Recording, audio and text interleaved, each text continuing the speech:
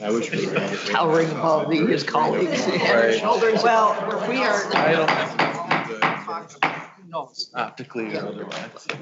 The optics may not. All right, welcome back. Welcome back to everyone. So I call to order now the annual meeting of the University of Minnesota Board of Regents. Good morning. We are meeting in a hybrid format today with some regents and presenters attending in person, actually most regents, others participating virtually via Zoom. So I think, like all of us, very glad that we've taken this step, and we all hope that completely in-person meetings are in the very near future. So we have two important items to address at the annual meeting this morning. We'll get right into the agenda. The first item is the establishment of meeting dates for 2021 to 2022. This requires our action today. Can I have a motion to approve the dates as outlined in the docket materials? So moved. Is there a second? Second. Okay, it's been moved and seconded. Before we turn to regent discussion, I'd like to ask Mr. Steeves to provide background on the meeting dates. Mr. Chair and members of the board, I just want to call to your attention that the December dates outlined in the docket are slightly different. So normally your December dates would have fallen on December 9th and 10th. In this set of dates before you for consideration, we're proposing December 16th and 17th due to a longstanding conflict that Chair Powell has. And then likewise, typically we do not set the July meeting dates for the next year until like this year. So right now, like today, you're setting the July dates for next month, which I'll be honest, has always put us in a bind because we have to contract for retreat space and we have to do a number of things that actually bind us to a date. And it would be better if you set the date now so that we could have the lead time needed to actually get retreat space for next summer. And so we're proposing that you both set the date, and also we are proposing the date be July 13 through 15 rather than July 6 through 8. This year it falls quite close to the 4th, and next year even closer to the 4th of July holiday. And so we felt like moving it just a little bit away from the 4th of July holiday would probably better accommodate family plans around that holiday. And so you'll see both of those alternate dates reflected in the action that's now before you for consideration. And then the final note I would make is that we do anticipate, given the chief auditor search and the timeline that we've put together for that there will be a need for 2 special board meetings in November. One probably around November 5th, the other around November 19th. We don't have specific dates. You're not approving dates for those today, but we wanted those to be on your radar as something that will be needed in that process as we move through that. All right, thank you, Mr. Steeves. Any discussion, comments, questions on the meeting dates?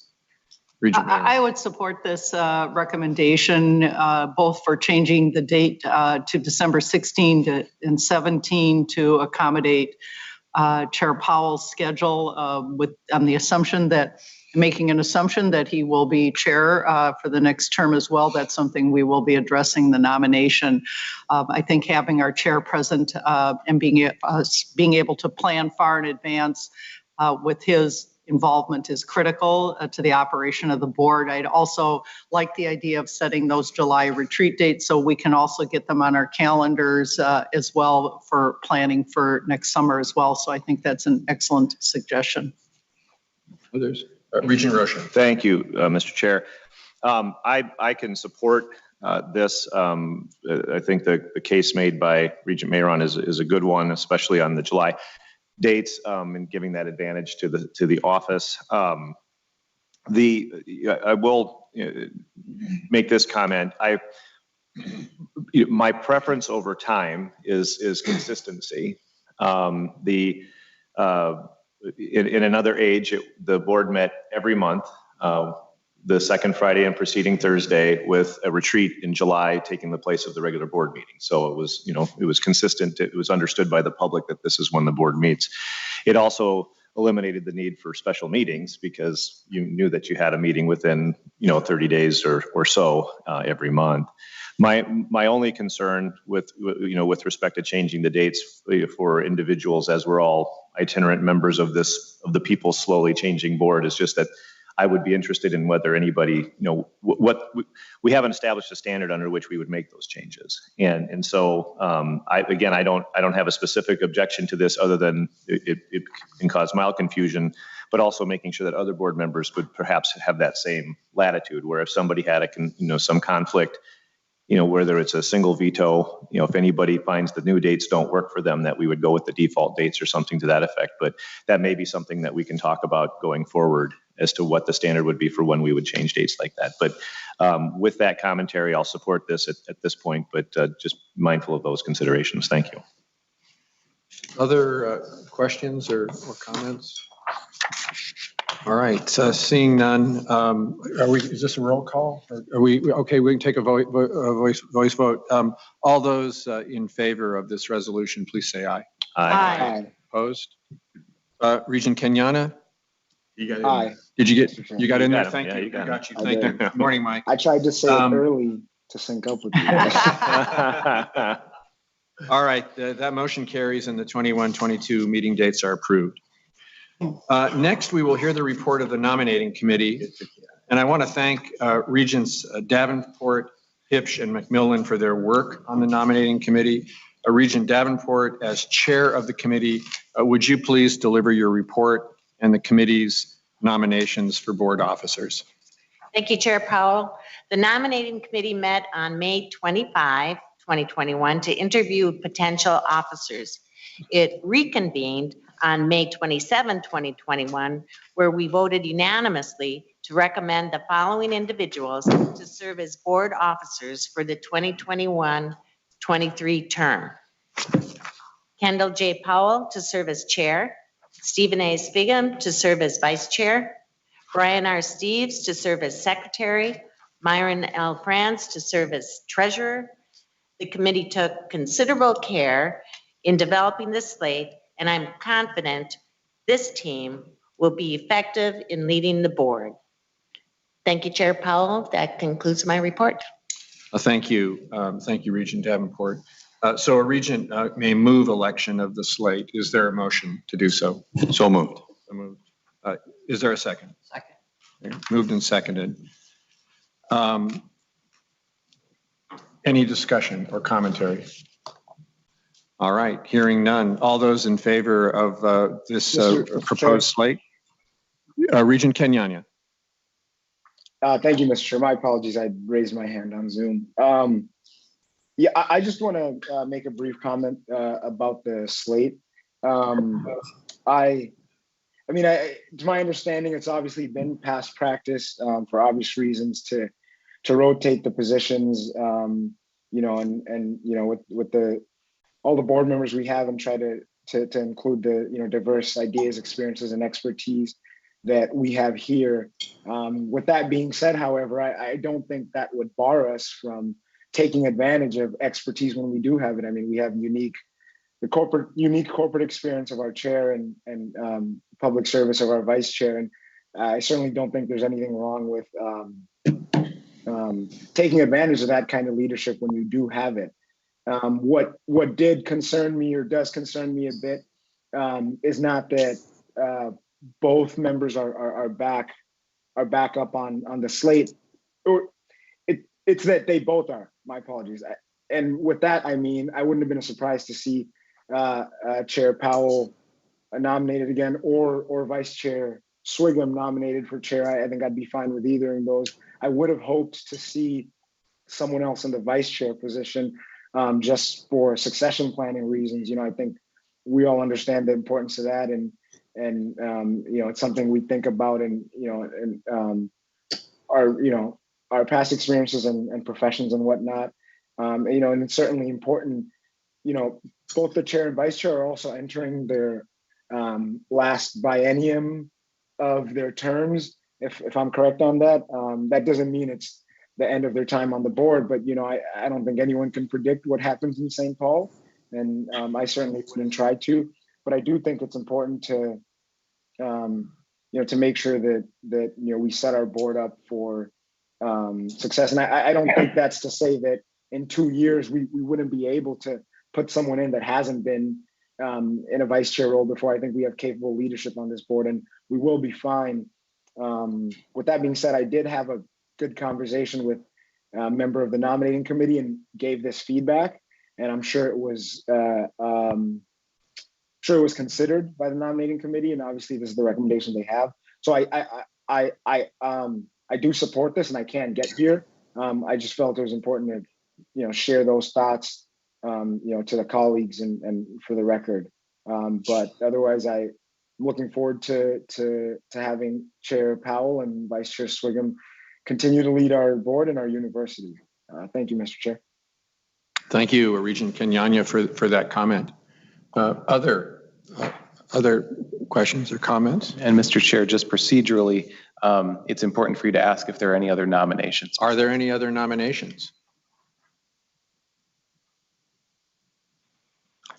Okay, thank you, Mr. Steves. All those in favor of the slate signify by saying aye. Aye. Any opposed? No. All right. The motion carries. Following individuals have been elected to serve as officers for the 21 to 23 term. Ken Powell, Steve as chair, Steve Swigum as vice chair, Brian Steves as secretary, and Mayan Franz as treasurer. And let me just very, very quickly. Congratulations.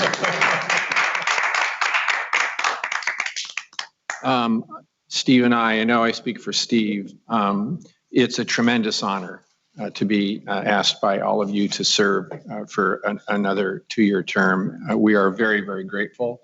I think we understand your thinking, and we will do all we can to serve you to the very best of our ability. But I want you to know we are deeply honored.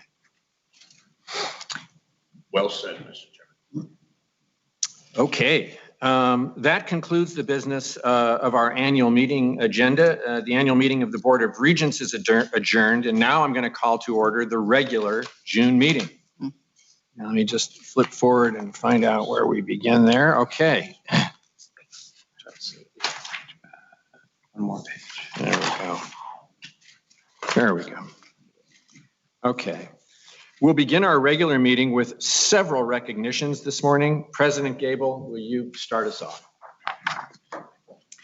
Mr. Chair and members of the board, on behalf of a grateful university, I would like to recognize Michelle Baer's important service as Chancellor of the University of Minnesota Morris.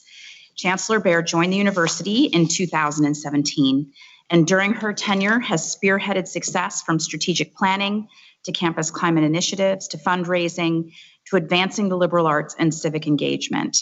Michelle, we are a better university because of your leadership and countless contributions. My sincerest appreciation to you and our very best as you take on your next steps. Thank you, President Gabel. And now it's my pleasure to read for you the certificate of recognition that will be presented to Chancellor Baer. And it reads as follows. The Regents of the University of Minnesota recognize with sincere gratitude and appreciation the exceptional dedication, service, and contributions of Michelle Baer, University of Minnesota Morris Chancellor. Only the 6th Chancellor of the Morris campus in university history, Baer spearheaded a number of initiatives, including a strategic visioning and planning process that called for restructuring the enrollment management strategy, reaffirming the curricula and the new student registration process, and enhancing campus climate. Under her leadership, the campus surpassed its Driven campaign fundraising goal, made a strong case for additional state and federal support for the American Indian tuition waiver. Baer has served as a strong advocate for the campus. Her contributions to the Morris campus, its students, its faculty, and staff will be felt for years to come. On behalf of the university community, the Regents extend their respect and our deepest gratitude to Michelle Baer for her outstanding service to the University of Minnesota, and we wish her the best in her future endeavors. And this is presented on this day, June 11, 2021.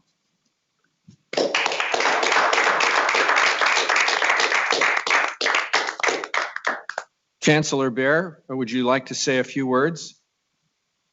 I would. Thank you so much, Chair Powell and Regents.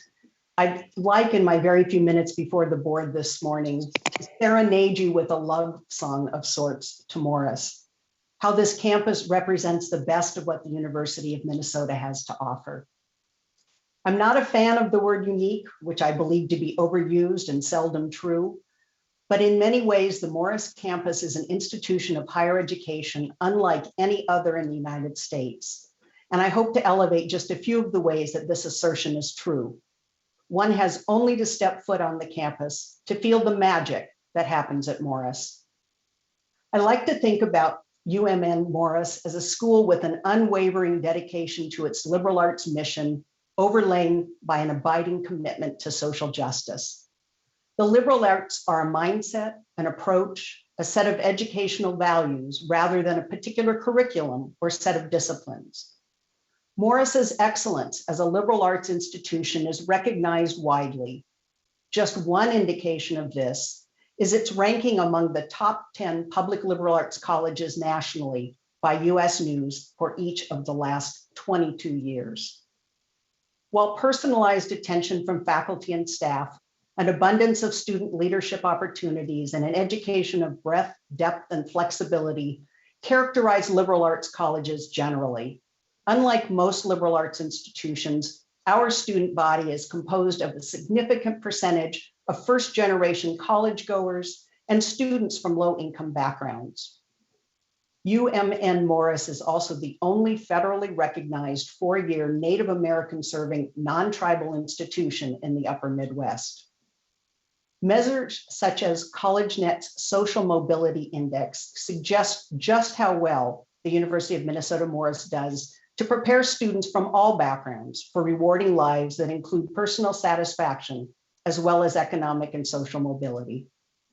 Morris graduates contribute to Minnesota in significant ways, with impact that belies our small size and relatively short history as a University of Minnesota campus. Among our alumni, we count the Chief Justice of the Minnesota Supreme Court, the Director of Indian Education for the Minneapolis Public Schools, the newly named Dean of the University of Minnesota Twin Cities College of Education and Human Development, and tens of thousands of others who are making a difference every day in their communities. It is a testament to the commitment and strength of our campus's relationships with our alumni and friends that we are finishing our Model for Living and Learning campaign, part of the Driven campaign, having achieved more than 150% of our campaign goal and setting private giving records for 4 of the last 5 years. The campus was situated in Morris in 1960 because committed community members recognized the power of having a residential liberal arts college located in this rural community and lobbied tirelessly to bring their collective dream to fruition. The University of Minnesota Morris continues to be deeply embedded in significant ways as a local partner, enhancing the quality of life in West Central Minnesota and beyond. We collaborate with local government, local schools, local nonprofits, and local businesses. Our campus is host to facilities where the community swims, works out, practices, and competes in and watches sporting events, possible because of joint use agreements with the city, county, local school district, and other partners. We are a key leader with the Morris Model, a broad partnership that focuses on community resilience. With our community partners, the University of Minnesota Morris has become an internationally recognized leader in sustainability.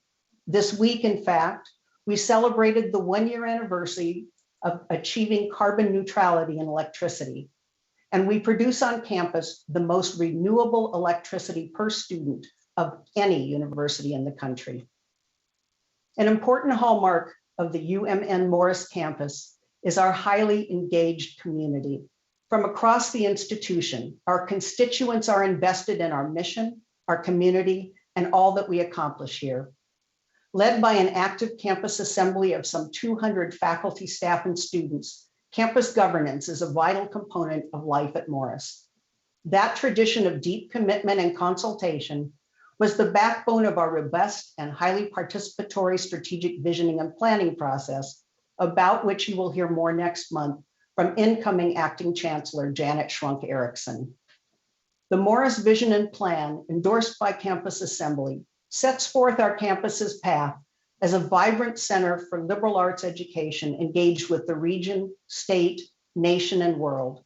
It charts our course with strategic investments launched, new structures and collaborations in place, vital work underway towards sustainable enrollments, and a renewed and shared vision for all of the work we do. It has been my privilege to become a member of the Morris community, to work with my colleagues to provide a singular undergraduate experience for our students, to elevate the unrivaled work of the University of Minnesota system, and to ensure that the University of Minnesota Morris will thrive into the future. Thank you. Thank you.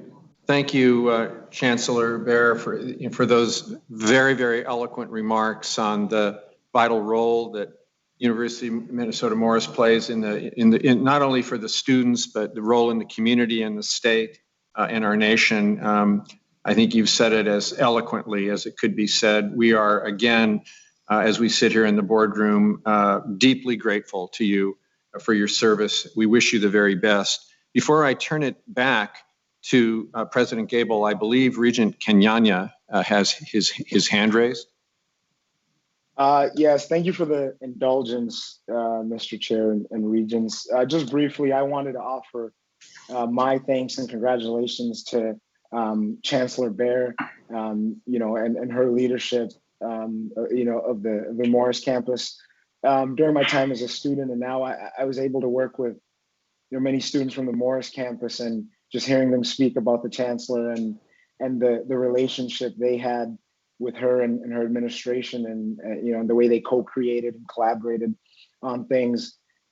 Just a few weeks ago, I was able to go to the Morris campus to join them for their commencement ceremonies, and we had two fantastic ceremonies. But in between, there was a lot of just leisure and informal interaction, and seeing how her senior staff and her students interact with her, and her greeting students by name, as she walked down the hall and across the campus was wonderful. And I think she really embodies what that campus is. And I just want to point out how we're here to thank and honor Chancellor Behr, and she takes that opportunity and turns it around to talk about Morris and speak on behalf and boast of what that campus is. So thank you, Chancellor Behr, and we will miss you. Thank you.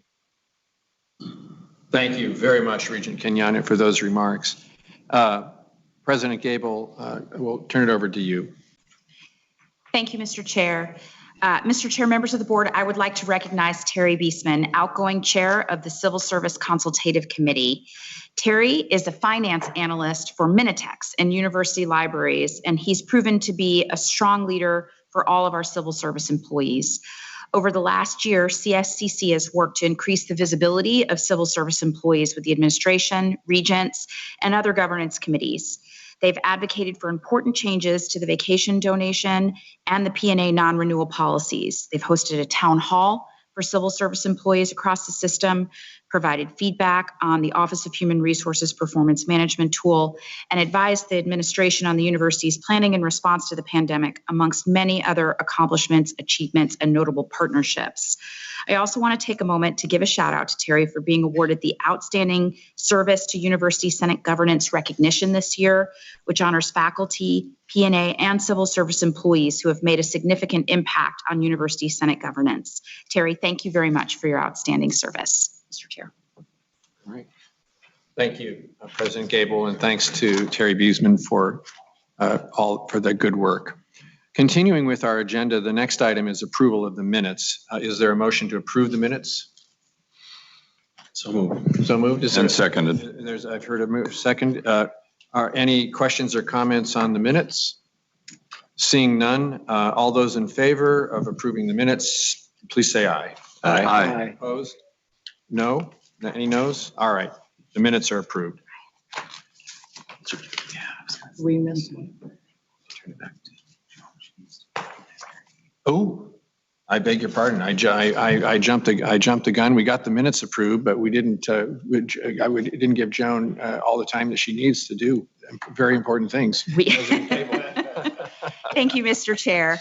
We are very delighted to recognize members of the board, Aaron Heath, the outgoing chair of the Academic Professionals and Administrators Consultative Committee, also known as PAC or PNA. Aaron is a project coordinator in the Office of Institutional Analysis / Office of the Senior Vice President for Finance and Operations. And over the last year, she's exhibited strong leadership skills for all of our PNA employees. PAC has advocated for important changes to the numerous PNA policies, advocated for an increase to the vacation accrual policy this year due to staffing shortages and higher workloads during the pandemic, and advised the administration on the university's planning in response to the pandemic, amongst many other tremendous opportunities for partnership, support, insight, and feedback. As if Aaron wasn't busy enough, she also served as a member of the Vice President for Human Resources Search Committee and project manager of the PEAK initiative this year. Aaron, thank you so much for your outstanding service. Yes, Aaron, and on behalf of the board, thank you. Thank you so much for your leadership. All right. So we're not going to approve the minutes because we've already done that. We'll move on to the report of the president. President Gabel. Thank you, Mr. Chair, Vice Chair Sviggum, and members of the board.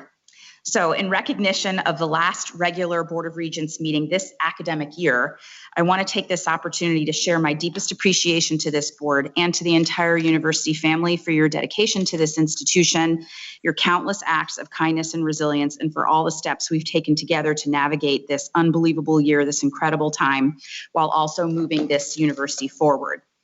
In the midst of this important work and these shared endeavors, this board lost one of its own, Regent Eileen Herr, who was a trailblazer and a lifelong leader committed to serving others and breaking down barriers.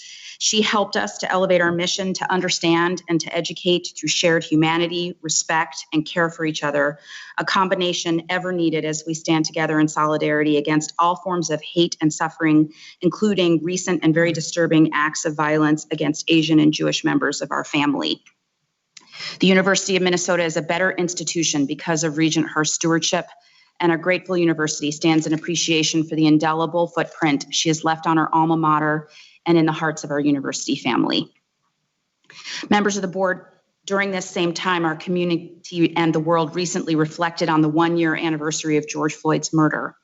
As we hold ourselves accountable through Impact 2025 to advance a community and a culture where a sense of belonging is strong, accessibility is valued, and equity and diversity are promoted, we know that our shared efforts are just a start and there's more work to do. At the May meeting, I updated you on our work to stand up an MSAFE implementation team and noted that we're accelerating aspects of Dr. Cedric Alexander's recommendations from his recently completed review.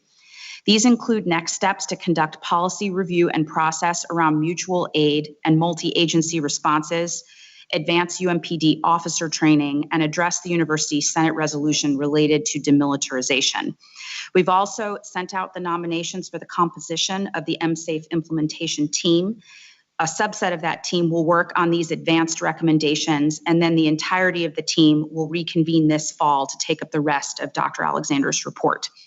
As we take these longer and more expedited steps, we look forward to engaging through established shared governance structures to provide the necessary consultation to make these important decisions together in the context of overall campus safety. With regard to vaccines, members of the board, for more than a year throughout the pandemic, we've made our decisions together as a university, grounded in guidance from the Minnesota Department of Health, the infection and vaccination rates of our campus and surrounding communities, and insights from our own internationally renowned public health and medical experts. Over recent months, we've taken important steps to enhance accessibility to the vaccine and to encourage the university's community-wide participation in these efforts. The approach is actually very similar to the M-Test approach you may recall from last fall, which provided clear messaging around testing. And we've learned that that can be very effective, if not more effective, than mandatory policies that we saw on other campuses that did not result in lower transmission rates. In fact, MDH did not confirm a single cluster outbreak in any university environment since the start of the peacetime emergency. I also want to give you some encouraging statistics that as of now, 64% of all adults over the age of 16 in Minnesota have been vaccinated, an important measure in addressing safety and making our plans. And many members of our university community have already answered that same vaccination call. A recent Boynton survey of Twin Cities students, faculty, and staff have showed that 96% of respondents had received at least one vaccine dose or reported plans to be vaccinated, while 84% reported that they were fully vaccinated. This is a great start. We're very optimistic about what this means across our campus communities. And to this end, I really want to thank our faculty, staff, and students for engaging in the important consultation about vaccines over recent weeks, recognizing that there's still much more work to do between now and the start of our, as normal as we know how to do it, fall semester. With regard to student mental health, in February, we launched PRISM, you may recall, or the President's Initiative for Student Mental Health. And last week, we announced the standing members of the PRISM committee and the subject matter experts who would be ex officio or in consultation for the group.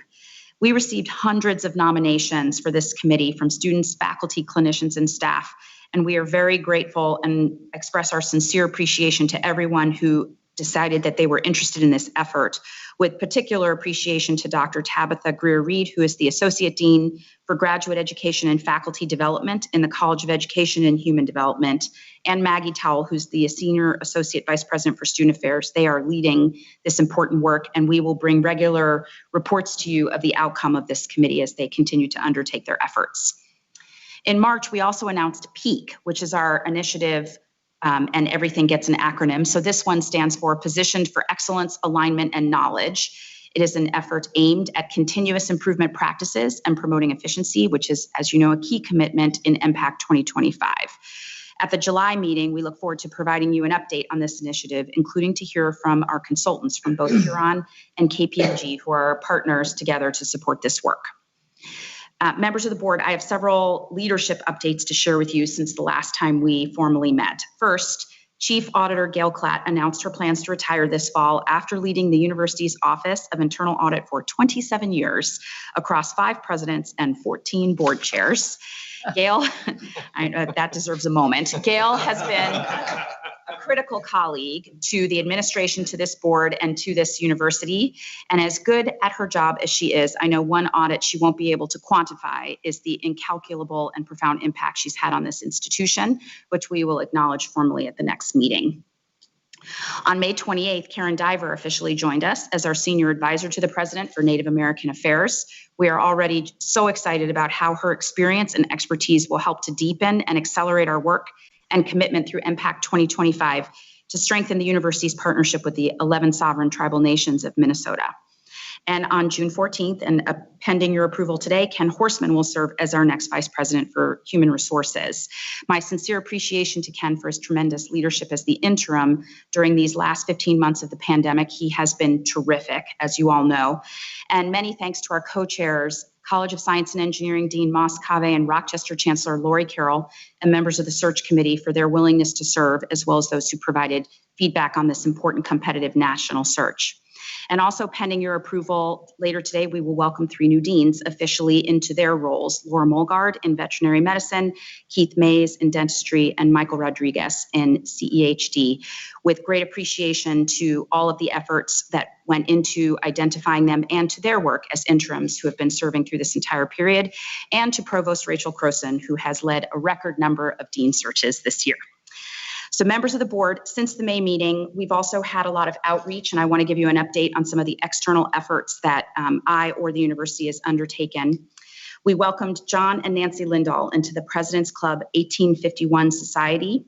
We had the pleasure of welcoming Arizona State University President Michael Crow virtually to discuss how higher education systems must transform, with great appreciation to Crookston Chancellor Mary Holtz-Claus, who set that meeting up.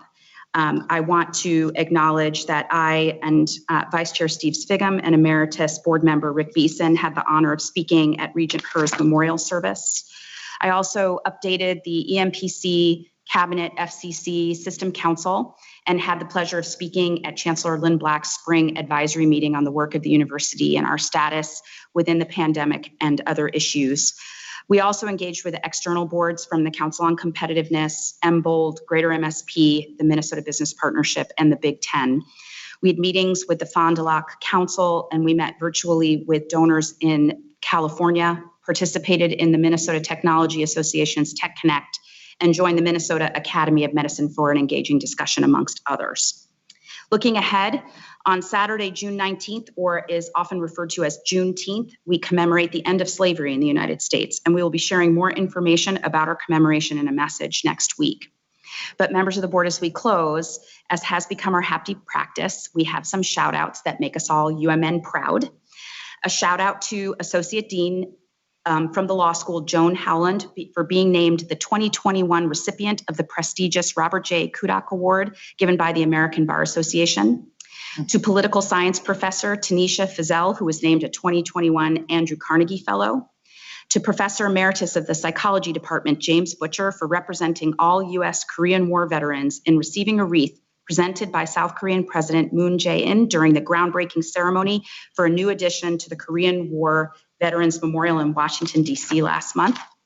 A shout out to UMPD Officer Ashley Lang for receiving the Melissa Schmidt Community Service Award from the Minnesota Association of Women Police, and to our university's research enterprise as it received a record $928.7 million in research funding just during the first 3 quarters of fiscal year 21, nearly $250 million more over the first 3 quarters of the last fiscal year, which, as you may recall, set a record.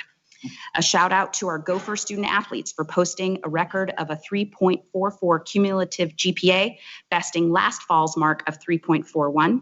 This is in addition to setting a U record with 431 academic all Big Ten accolades over the course of the 2020-2021 academic year.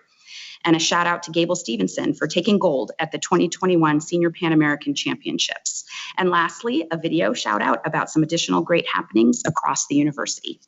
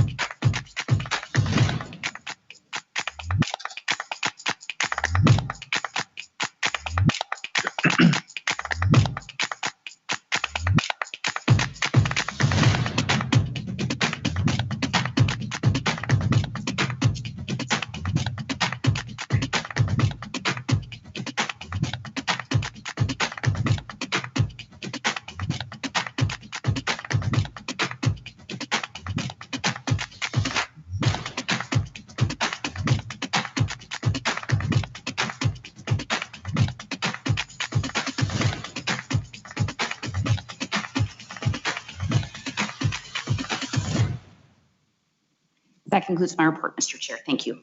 All right. Thank you. Thank you, President Gable. For my report, let me begin by first expressing the board's grief at the passing of Regent Her, who was a trailblazer and, as we all know, a wonderful human being. Our deepest sympathy to her family and to the very wide and deep community who knew her and worked with her and loved her. Now, as we gather here in person for our meeting, I know we're all very happy that we're working our way back to normal operations. And I would like to take a moment to express the board's gratitude to President Gable, her leadership team, all of our students and faculty and staff for their adaptability and flexibility as we've navigated through a very difficult last 15 months. And I do commend your leadership, President Gable. Through the pandemic, you've been a steady hand. You've carefully listened to the advice of experts. We are where we are today, looking forward to normal because of your leadership. Thank you. Turning to other items, yesterday we had a chance to review the President's recommended operating budget for fiscal year 2022. We're set to take action on the budget at a special meeting on June 29th. Regent McMillan announced this yesterday, but I want to remind the university community and the public that the board is very interested in your feedback on this budget. Written comments can be submitted until June 23rd via a form on the Board of Regents website. These comments will be published in the docket for our June 29th meeting. All regents will have access to them, and they will be part of our official public record. So I want to give thanks to those that participated in the public forum this morning. We are very appreciative and grateful for those of you who took the time to make your public comments. And I'll just conclude my report with a brief update on the work of the Presidential Performance Review Committee. I announced the formation of the committee at our May meeting, and since then, Regents Swigum and Mayron and I have met, and as you know, our work is underway. The committee provided an update to the entire board yesterday, and we anticipate delivering our final report at the July Board of Regents meeting. So now we'll continue on with the agenda. Item 5 is the receive and file reports. Please note the reports in the docket materials. And then we'll consider the consent report. Is there a motion to approve the consent report? So moved. Is there a second? Second. It's been moved and seconded. Are there any questions or comments on the consent report? All right, seeing none, all those in favor of approving the consent report, please say aye. Aye. Aye. Any opposed? Any opposed? None. Okay, and we got you in there, Regent Kenyanya. Thank you. So that motion is approved. Turning to our next item of business, we have the report of the Faculty Consultative Committee, and joining us is FCC Chair Professor Phil Buhlman. Professor Buhlman, welcome. You're wearing a very bright red sweater, and it is good to see you. It's great to see you in person. Everybody who's not here on site, I would say this room is freezing. The room is freezing. Chair Powell, Vice Chair Swigum, members of the board, President Gable. On behalf of the Vice Chair, Ned Patterson, and my other colleagues of the Faculty Consultative Committee, I'm pleased to present to the Board of Regents our committee's spring semester report. As you all know, the past 3 semesters have been exceptional in many, many different ways, and that has resulted in many, many issues for the FCC to address. Previously planned ones and some on short notice. In this semester alone, we had as varied topics as decisions on the academic calendar, online proctoring, student-athlete health, teaching modalities, crisis communications, and faculty diversity, equity, and inclusion, just to name a few. So it would be impossible for me really to cover everything, but so I will do short selections. Before I do that, however, I would like to join actually the board and also President Gable in remembering Regent Her. Following the announcement of Regent Her's passing, I've heard numerous messages that have come to me expressing disbelief, shock, and sadness. The faculty greatly appreciate Regent Her's passionate and selfless work on behalf of the students, the staff, and the faculty of the University of Minnesota. She will be greatly missed. With that, let me move to collaboration of consultative governance committees. In the past academic year, we've made significant changes to how the Faculty Consultative Committee is collaborating with other consultative committees of governance. A change that I hope will really improve communication of the different branches of governance for years to come. As mentioned in my last report, the leadership of the Students' Civil Service, P&A, and Faculty Consultative Committees have started in early fall 2020 to have regular meetings to discuss one another's activities and concerns and to prepare agenda items for the Senate Consultative Committee meetings, something that had not happened in the past. Especially at a time when so many topics have been coming up on short notice and circumstances have been changing quickly. This new type of approach really improved the communication, made it faster, and that has been very notable. As we've seen in the past semester, again, both the Faculty Consultative Committee and Senate Consultative Committee were able to really address problems in a more timely manner and really prepare better for the respective Senate meetings. And I would like to highlight really in particular one example, and that example is how the University Senate addressed the Student Senate resolution on the demilitarization of all University of Minnesota policing forces.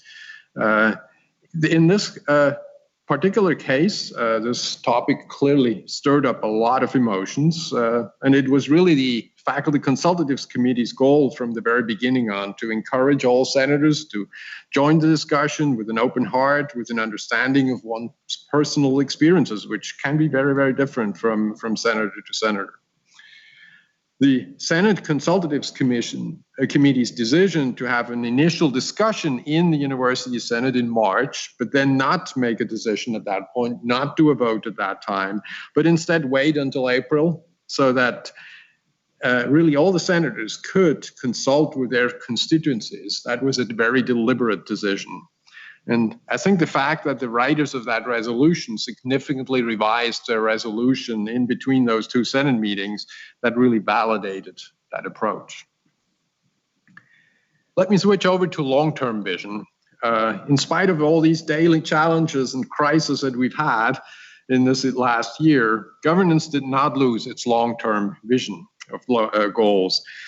This includes reviewing and updating a lot of policies, a topic that you've just been talking not a long time ago.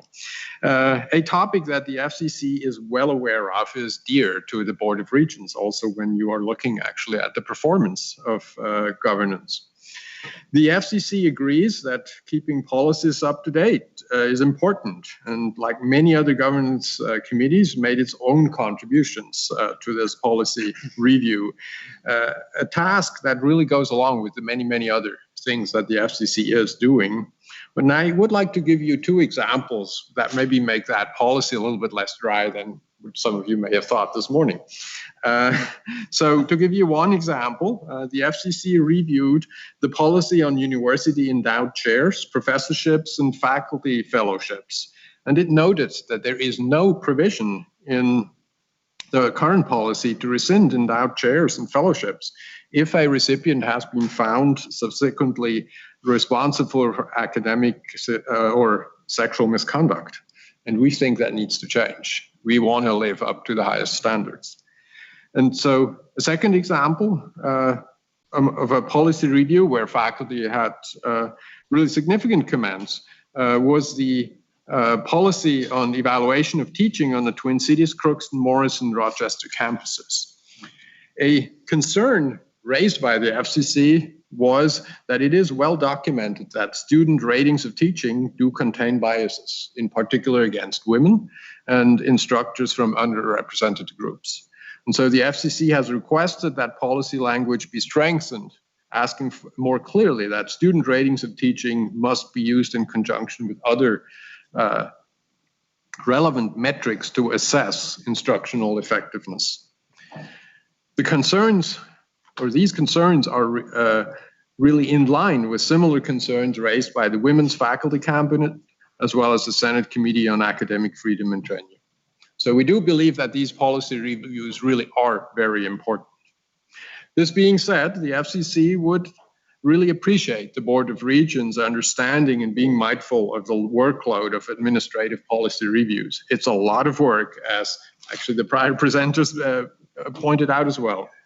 When governance committees that meet on a bi-weekly or monthly basis, in addition to other ongoing business, also have a review multiple policies for each meeting, the depth of that review really suffers. And we want to do good work. And so quality, I think in this case, does go before quantity.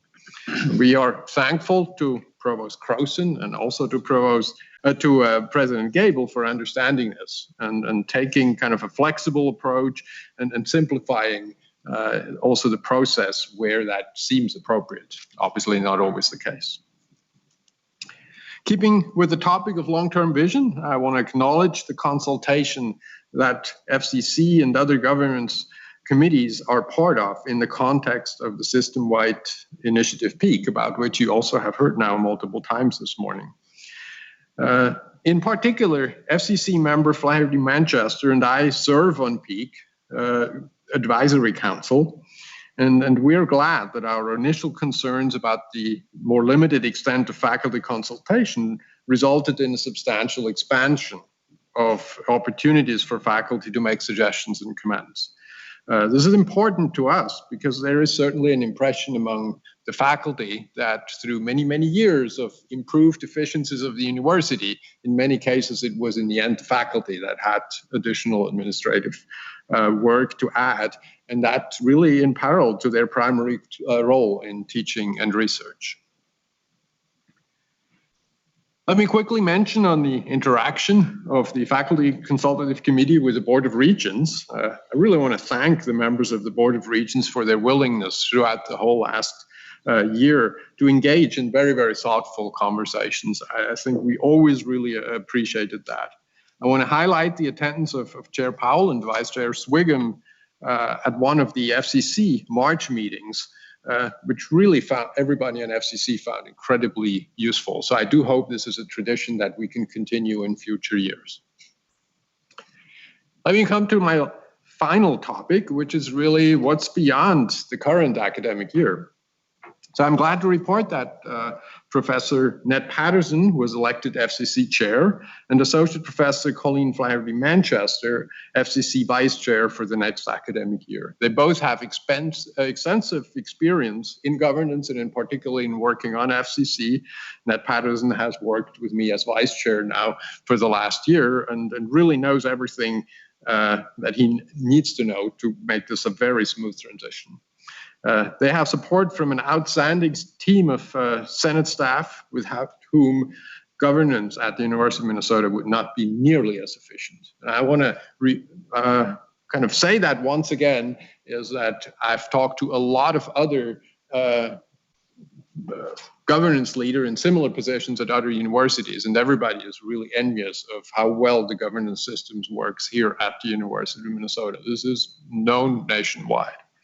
And the Senate staff are a very, very big difference. They are really an excellent support. So serving the University of Minnesota over the past 2.5 years as vice chair and chair of the FCC really has been a remarkable experience for me.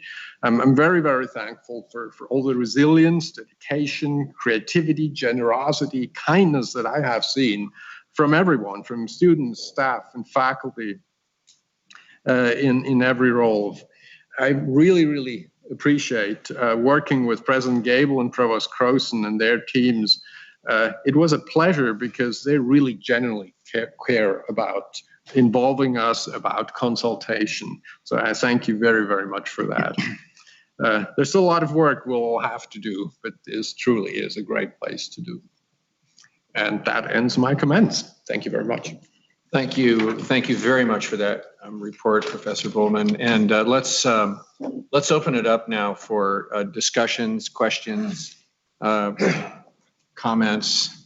While waiting for those to come, and I see Regent McMillan would like to jump in. I'd like to maybe start off with a question. Professor Bullman, you commented, as we heard earlier in the morning, on just how labor intensive and time intensive it is to do this policy work. And so my question is, do you have, is there experts, help? I don't know if Director Gross, or is there a little bit of support to help you make your way through that work? We certainly, first of all, I really, again, need to call out the Senate staff, which do outstanding work and really support us a lot in that. I think some of the problems that we've just seen really over particularly the last 1 year, is that there was just an accumulation of all sorts of policies that came at the same time. And there was a sense of a lot of pressure of actually catching up with the backlog that we had. And I think what we do need to do is we need to think more strategically about trying to kind of avoid the backlogs in the future and try to review the policies in a more kind of regular fashion, so that we don't have these kind of times when a lot of policies come at the same time. And at the same time, I'm personally more a strong proponent of going for having more policies on a 6-year cycle rather than a 4-year cycle, because each time you look at these policies, it is remarkable, all these little things that do come up, as I mentioned in my report. And I'd rather look at something really carefully and do it well, and then have it wait for another 6 years to look at it again. Very good, thank you. Regent McMillan, and then Regent Farnsworth. Thanks, Chair Powell, and you and I must be drinking the same coffee here, because that was exactly my question, but I'll twist it just a little. You were present here, Professor Billman, for my question to Director Gross and Associate Langworthy this morning about essentially what Ken just asked, but it feels a little bit like if we look at compliance in the research space, it is an administrative element of what we do that never ends. It just grows, and I don't want us to think of policy that way, but I would just know this board is not only grateful for the effort that goes into it, but looking for feedback. Are there process things we can do to try and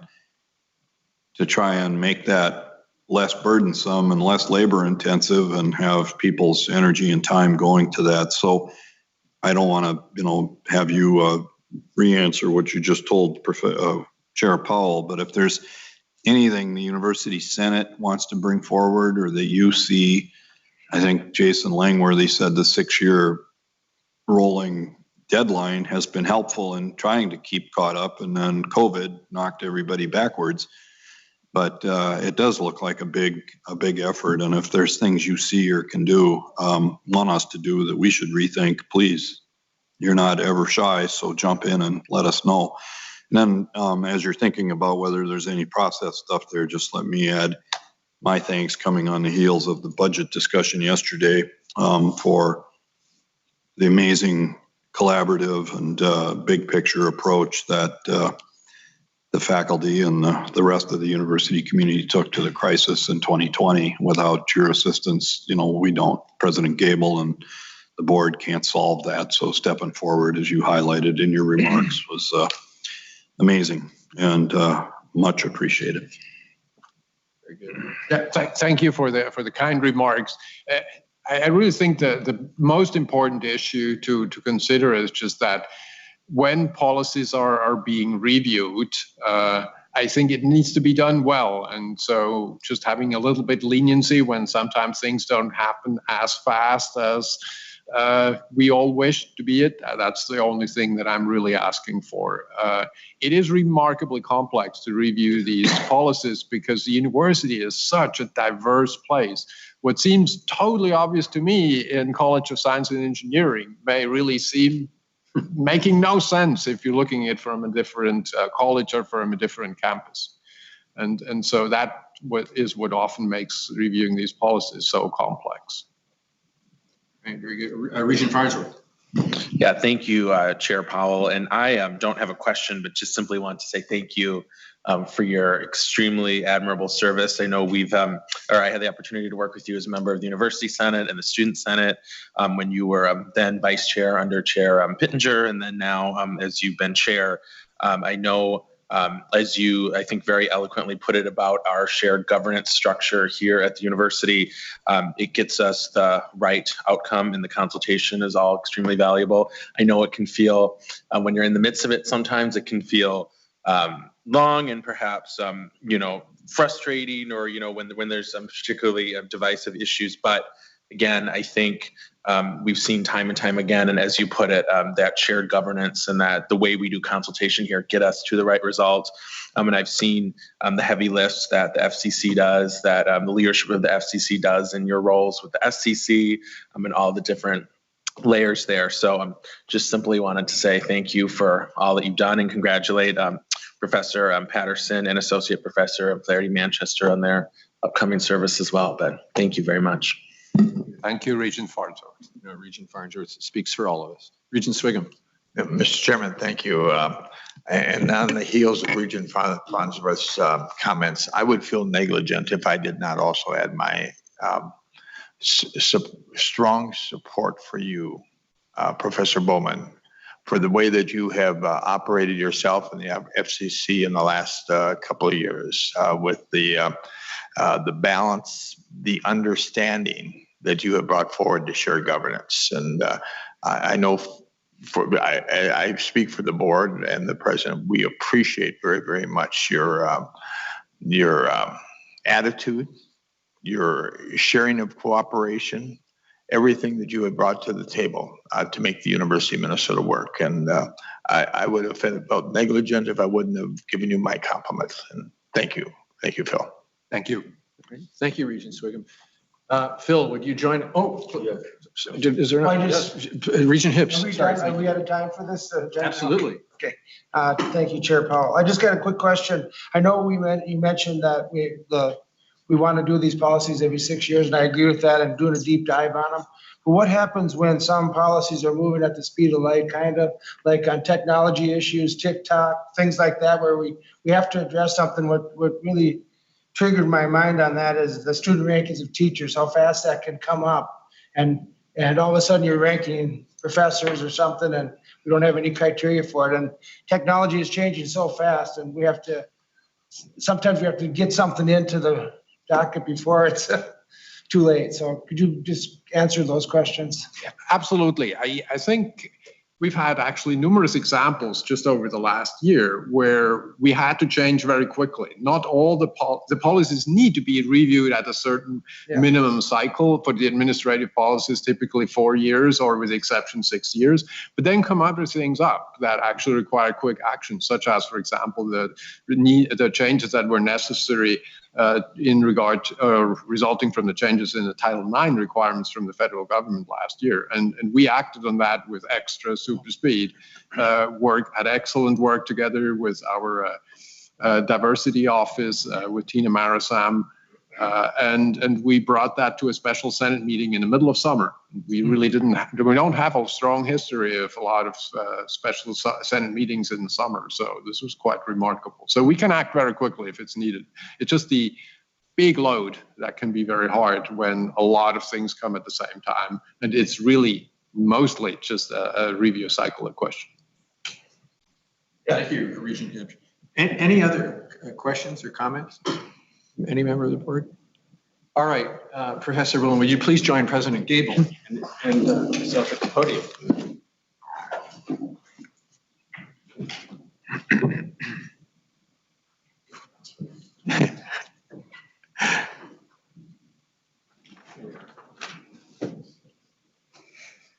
During the break, just to tell him how much.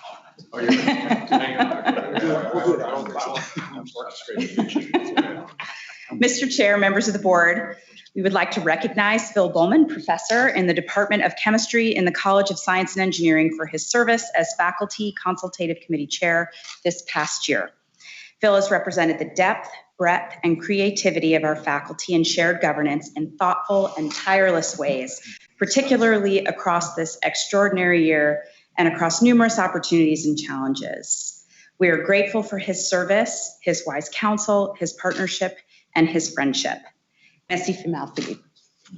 All right. And now it's my privilege to read the certificate of recognition. The Regents of the University of Minnesota recognize with great appreciation the exceptional dedication, service, and contributions of Professor Phil Bowman, 2020 to 21 chair of the Faculty Consultative Committee.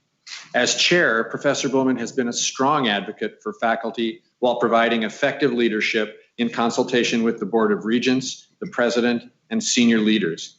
He led governance involvement in numerous important university matters, including MPACT 2025 System-Wide Strategic Plan, the Emergency Management and Planning Committee, and the university's response to the COVID-19 pandemic, the Finance and Operations Planning Work Group and subsequent peak initiative, campus safety, student mental health, and several other key system-wide initiatives. And my note to myself is, wow.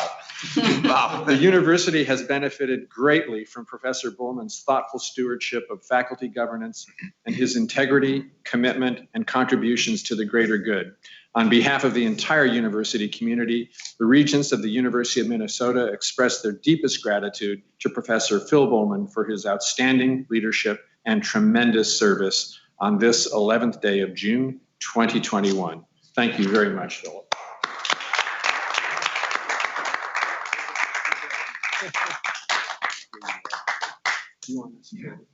Where we on this? Right here? Yeah.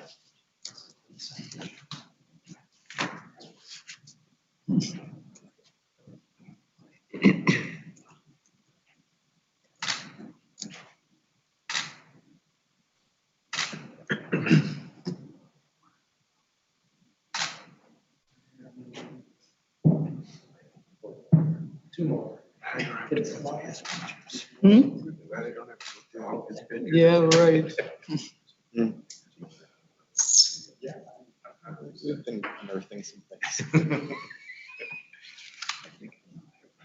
Ken, if I'm around the horseshoe.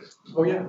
He's going to say. Philip's going to have a few comments. And then we'll I'll be very super short. I just have to say it really was a tremendous pleasure, a privilege, and especially with President Gable as the leader of this team.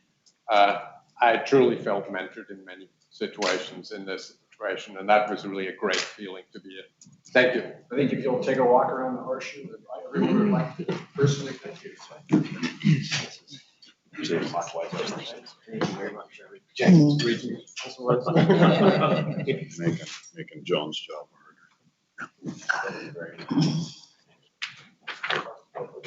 It's fun to do this. Yeah. Yeah. Oh, that's, oh my gosh. This is such a huge effort to do. You know what?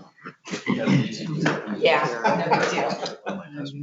Well, there's, you know, different, well, it's kind of, it was a rock and all this. Between the meetings. I mean, there are categories. There's a lot of different things. I was on search committee from provost to provost. That's part of the. Okay. Next up is item 9, which continues our series with our system campus leaders. And Chancellor Black is with us virtually this morning to discuss the Duluth campus strategy.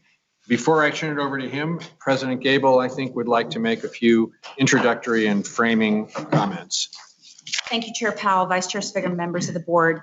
With the board's approval of the metrics and measures for Impact 2025 at the February meeting, the university system is in full swing implementing. Duluth is the third of our campuses to present how their strategy aligns with our new Impact 2025 system-wide strategic plan, following Rochester and Crookston's presentations at the March and May meetings respectively. Morris will present their plan next month. Members of the board, one of the distinctive benefits of Impact 2025 is having a system plan around which our entire university can coalesce, but that also ensures the unique and special identities of each campus, as well as the strategies that meet the needs of their respective communities. Under Chancellor Black's leadership, UMD has forged a focused identity that has demonstrated the university's distinctive strengths, leading to greater reputation and presence. He has strategically approached new degree creation, student life programming, and facility upgrades with an eye on UMD's strategic plan, while also focusing on how major units understand and support each other. I want to extend my thanks to Chancellor Black and the entire UMD community for their important engagement and insights throughout the Impact 2025 strategic planning process. This began with my inaugural visit in fall 2019 to Duluth and a campus discussion about the plan, continued in the face of broad challenges we've experienced over the last year, but has also remained steadfast through the most recent metric and measure phase. Through UMD's efforts and in so many other ways, this strategic plan exemplifies that we're 5 campuses strong, working together as one to ensure that our best days as a university system lie ahead. And with that, Mr. Chair, I'd like to turn it over to Chancellor Black to continue. Very good. Chancellor Black, over to you.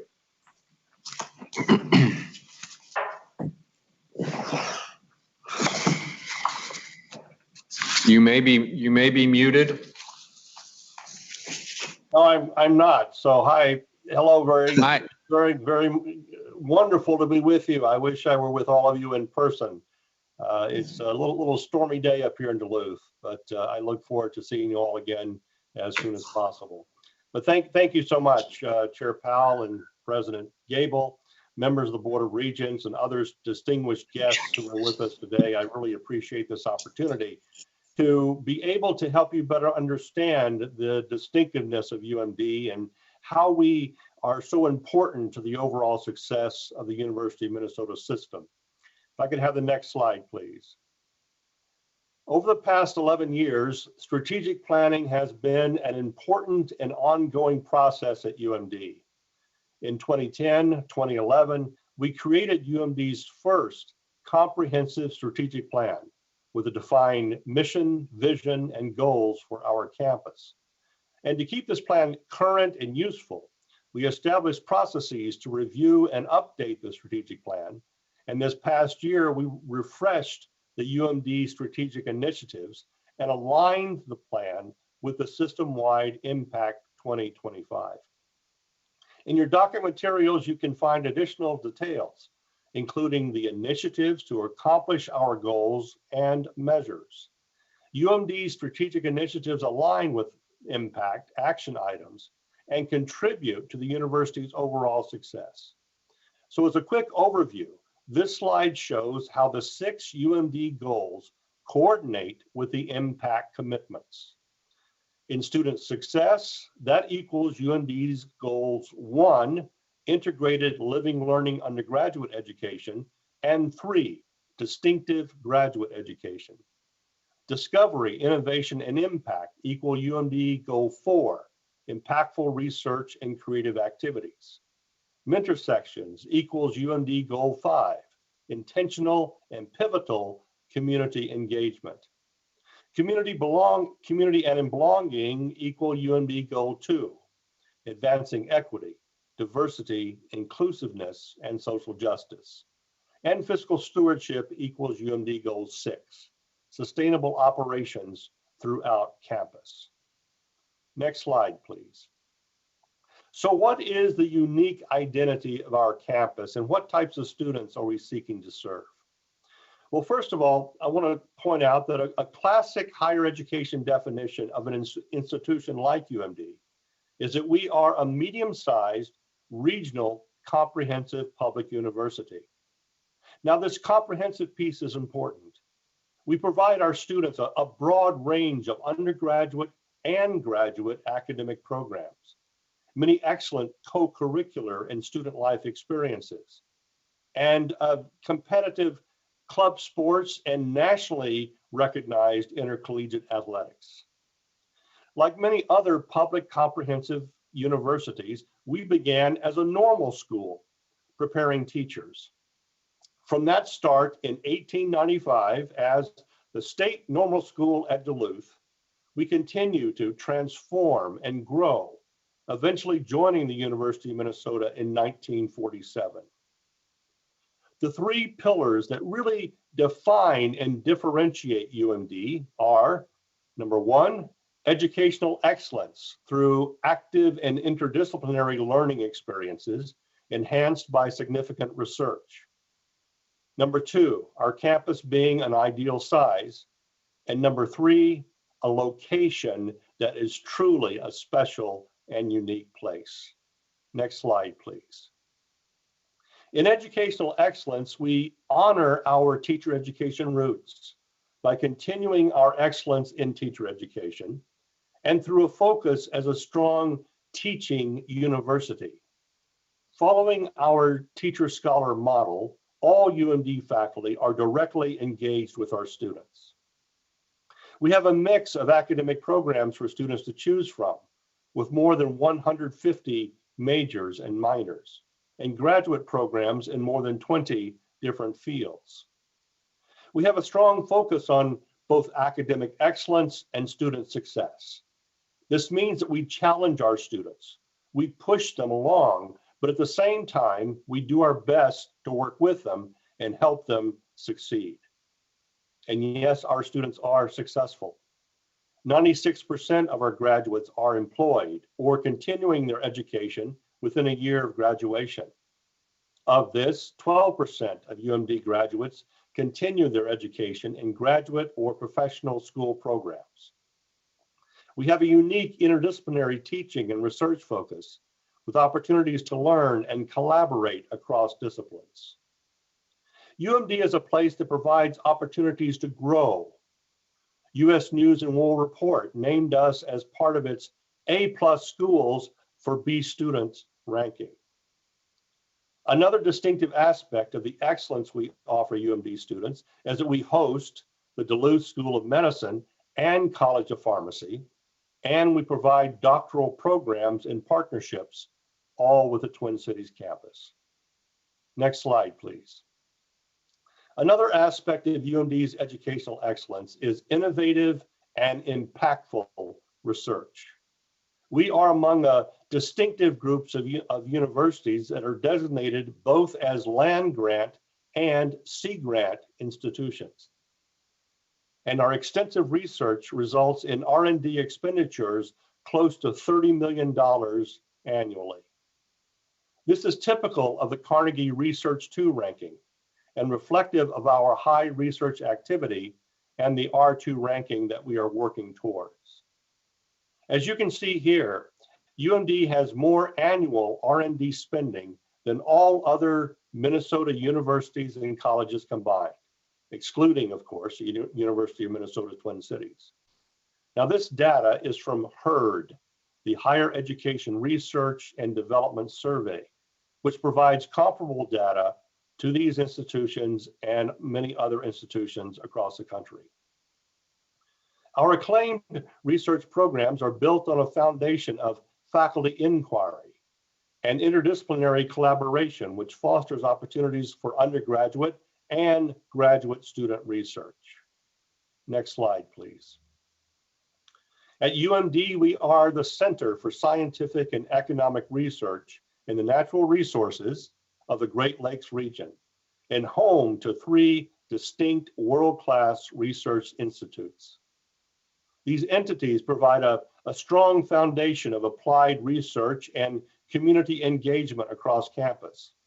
And they are also system-wide research assets that engage across campuses and contribute to our system's mentor sections commitment. Next slide, please. Our research includes a focus on practical, applied research with ties to our regional community. And this focus allows UMD to engage the community and region on research topics that are relatable and relevant to the lives of Minnesotans.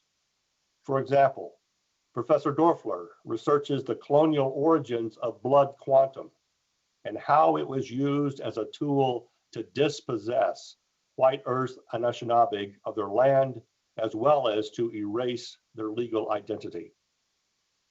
As the region prepared for the upcoming Blocknick Bridge replacement that goes from Duluth to Wisconsin, UMD students and faculty took the lead on the evaluation process. Next slide, please.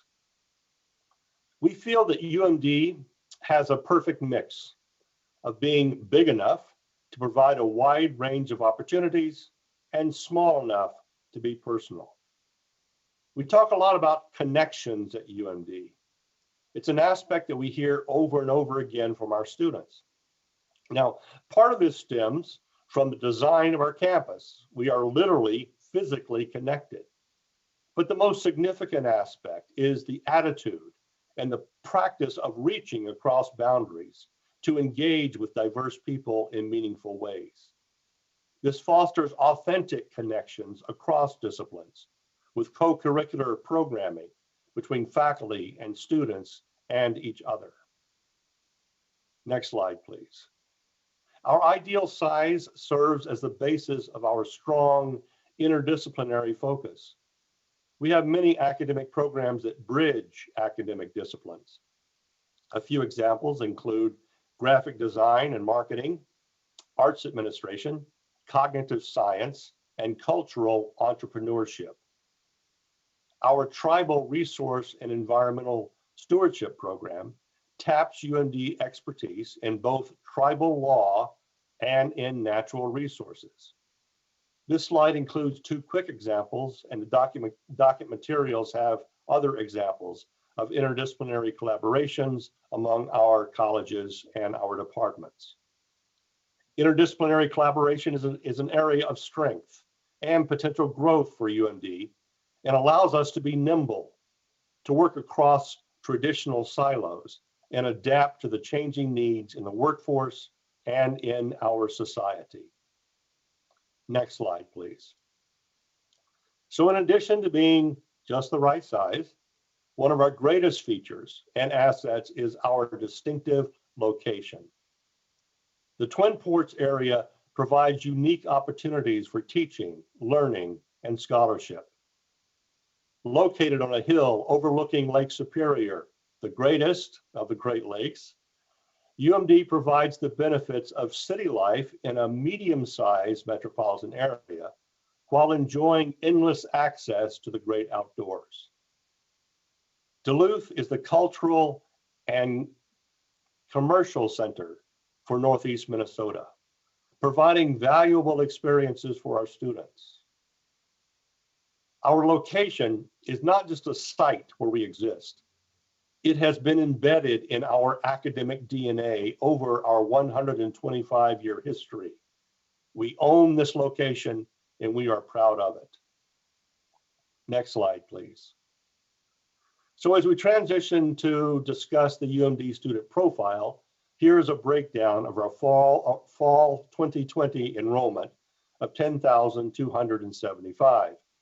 As you see here, we are certainly primarily undergraduate, although we do have significant numbers of graduate and professional students, as well as non-degree seeking students. Next slide, please. UMD serves a traditional undergraduate college-going population of new high school students and a small portion of transfer students as well. So in a typical semester, almost all of our new high school students do live on campus. Great majority of our new students are from Minnesota, and slightly more than half are from the Twin Cities metropolitan area. Almost a third are first generation, almost a quarter of them are Pell eligible, about 14% identify as BIPOC, and about 1.3% are international students. So now I want to transition a bit to talk about UMD's enrollment aspirations and how we are addressing enrollment issues on our campus. Next slide, please. Before the pandemic, we established the goal to return to a minimum of 9,100 undergraduate students in the next 5 years. With this goal, UMD's total campus enrollment estimate would be 11,270. But now this goal would require an average growth of 2.2%. So it's now a stretch goal for us based upon the current enrollment environment, the high school demographic trends ahead of us, emerging from the pandemic, and increased competition, including competition from the Twin Cities campus. The growth and overlap between Duluth and the Twin Cities campus admitted students has grown by nearly 10% in the last 2 years. Now, it's important to note that UMD's enrollment growth needs to come from both new students and continuing student enrollment. So this is about both recruitment and persistence. As well, it is contingent upon our renewed growth in international student enrollment. Next slide, please. Now, this slide has a lot of data, but I want you to focus on the overall trend. UMD has prioritized and improved retention and graduation rates, and we have launched many retention initiatives as listed in the docket materials. Our improved graduation rates are a significant part of our enrollment story. 6-year graduation rates were 60.5% with the 2005 cohort. And with the 2015 cohort, we are projecting to exceed a 6-year graduation rate of 70% for the first time. Now, during that same 2005-2015 timeframe, the 4-year rate moved from 29.1% to 48.8%. This trend means that in recent years, we've had fewer continuing students, which makes it even more important for us to have clear enrollment priorities. Next slide, please. We know that our undergraduate enrollment strategies need to adapt as the enrollment environment continues to change. And you can find specifics about these strategies in your document materials. But for our overall enrollment priorities, we are focused on leveraging system-wide recruitment partnerships, assessing cost of attendance and recommended adjustments if warranted, removing barriers within the recruitment process, attracting, retaining, and graduating students from diverse backgrounds, addressing barriers to early academic success, growing international partnerships, and promoting a shared responsibility for student success. Next slide, please. Our graduate programs continue to be an important part of our enrollment portfolio. And some key points and areas of strength for us in graduate education include UMD's Master of Business Administration program, which has grown from 27 students in 2014 to 64 students in 2020. Our American Indian Studies Department has 2 unique and successful graduate programs designed in consultation with regional tribes: the Master of Tribal Administration and Governance and the Master of Tribal Resource and Environmental Stewardship. We will continue to maintain and expand our graduate program offerings, and we continue to look at innovative strategies such as adjusting our tuition models to be more competitive. Next slide, please. So what strategies will be employed to manage administrative costs? Well, at UMD, we've started with shared services, and we now have many units sharing back office services and things like financial processing, et cetera. We have college units who have automated and streamlined operations and realigned administrative staff, especially as we've been responding to the recent RIOs. UMD has undergone numerous previous budget and staffing reductions. A few highlights include that since 2017, that fiscal year, Academic Affairs has eliminated nearly $7.5 million of base O&M budget and a similar amount in one-time payments to offset the sequester deficit. In fiscal year 20, UMD reduced 54.7 FTE O&M funded positions campus-wide through a combination of position elimination, attrition, and alternative funding. In fiscal year 21, we have done an additional 44.23 FTE reduction. And for fiscal year 22, we have planned for and identified an additional $5.3 million reduction in O&M budgets.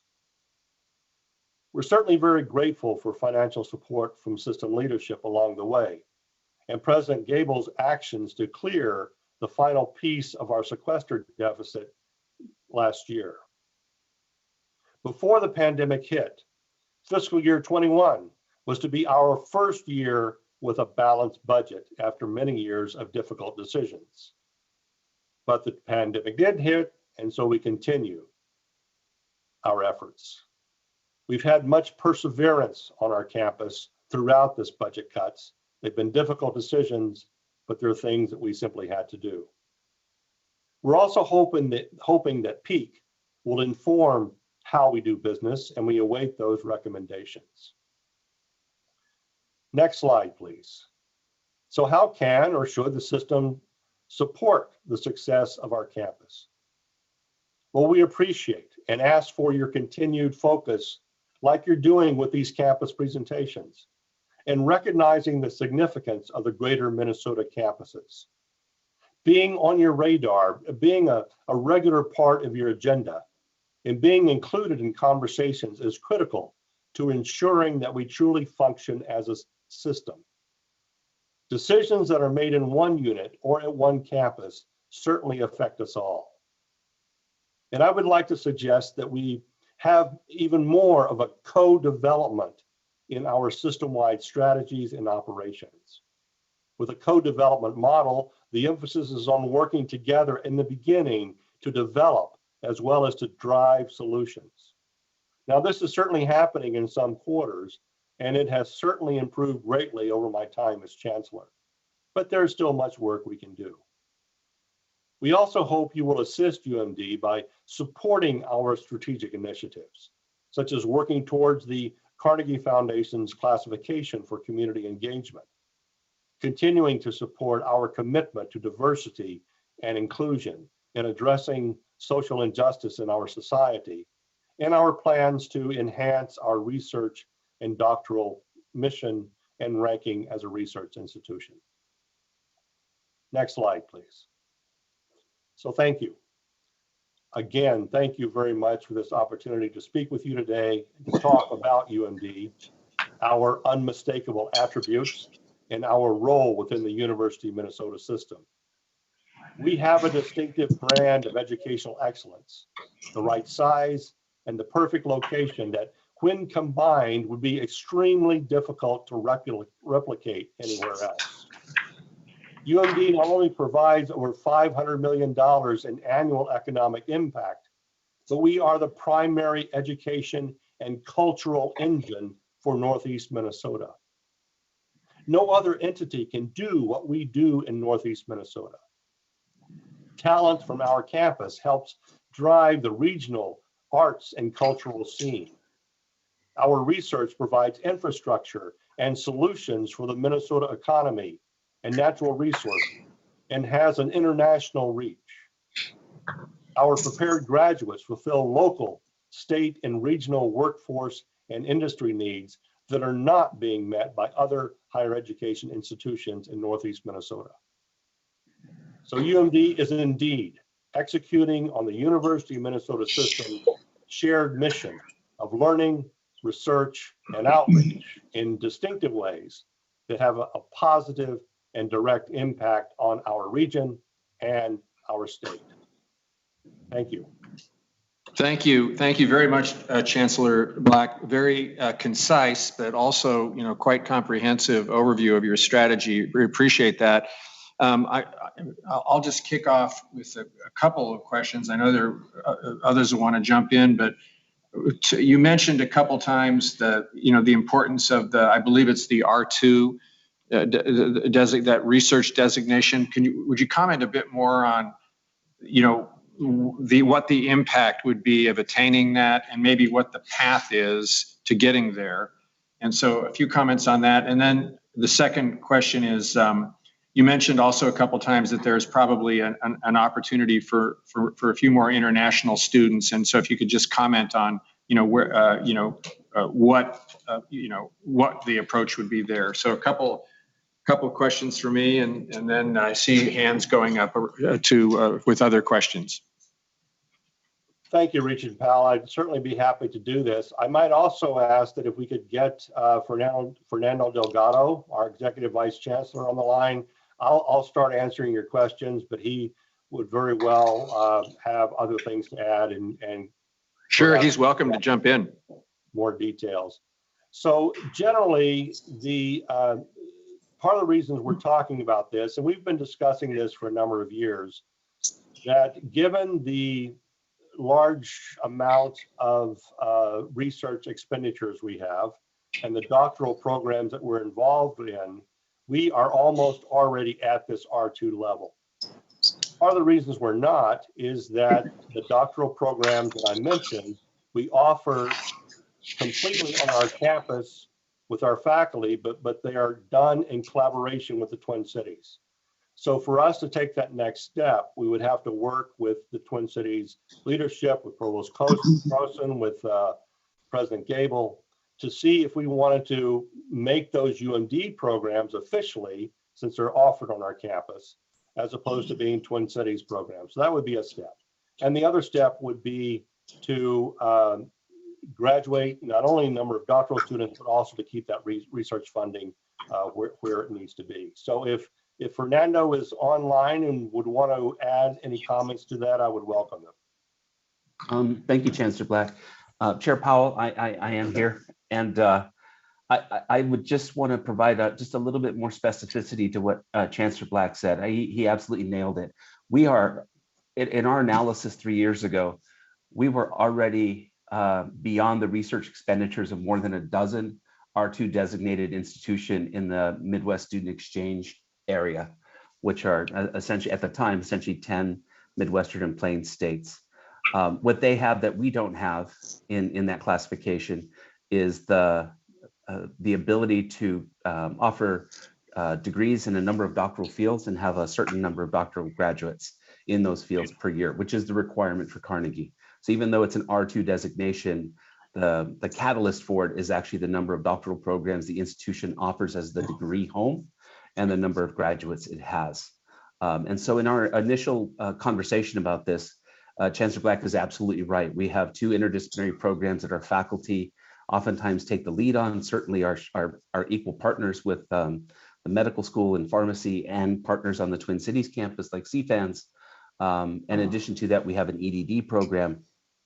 And what we would like to think about, as Chancellor stressed, the interdisciplinarity and the nature of our research infrastructure that it also leverages interdisciplinarity, is to perhaps pursue 1 or 2 additional doctoral areas of our own that would leverage that interdisciplinarity, not just between and among departments and colleges, but recognizing that we have these research centers like the Natural Resources Research Institute and the Sea Grant program, which gives us tremendous access to internationally renowned researchers, applied and basic researchers.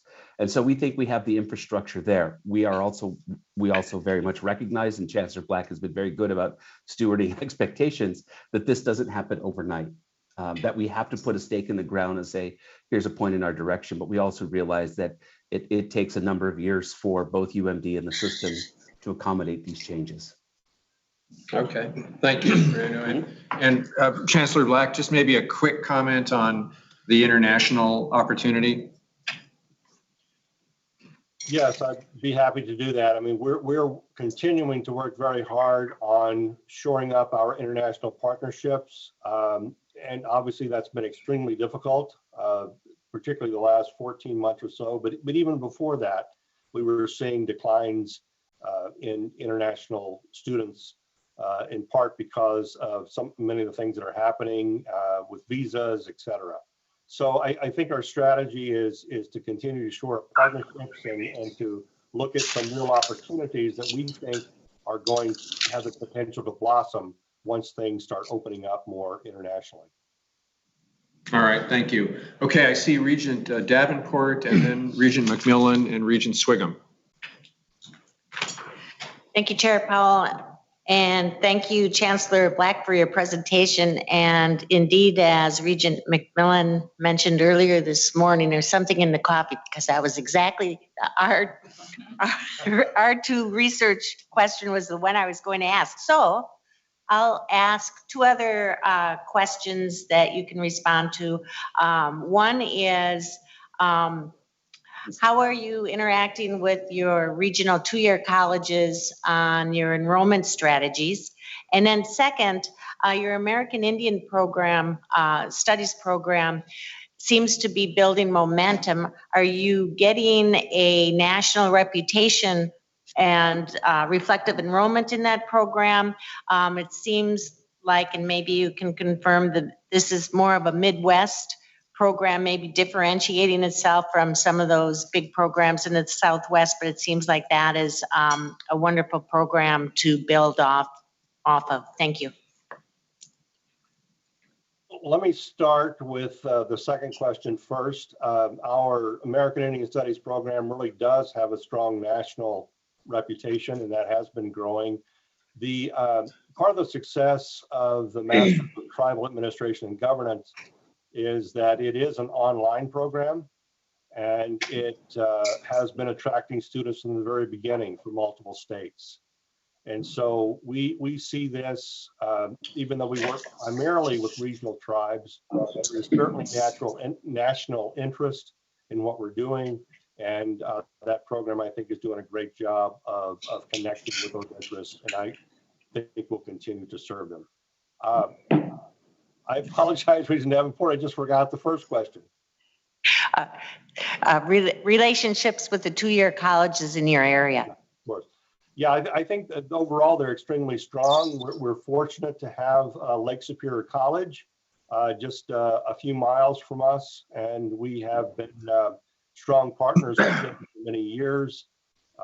The presidents there, Pat Johns, and now Pat Rogers after him, we meet regularly and talk about how we can help each other out. We have a number of collaborative programs with them. We also have the Northeast Minnesota group of two-year schools that is very strong, and we work closely with them as well. Thank you. Very good. Regent, follow-up, you're good? Okay. Regent McMillan? Thank you, Chair Powell. And I want to start, Chancellor Black, with a shout out for your Executive Vice Chancellor of Academic Affairs, who Fernando Delgado, who I think everybody knows is leaving us in a few short weeks to go take over as president of Lehman College in New York City. So just personally from me, and I expect from the board, Fernando, we're grateful for your service, and I've appreciated your frank and deeply experienced sense of a lot of these academic issues, and you've always been really good about making sure I understand the governance implications of some of the directions we want to head. So let me start there, but then throw a question that Chancellor Black, you may bring him in on anyway.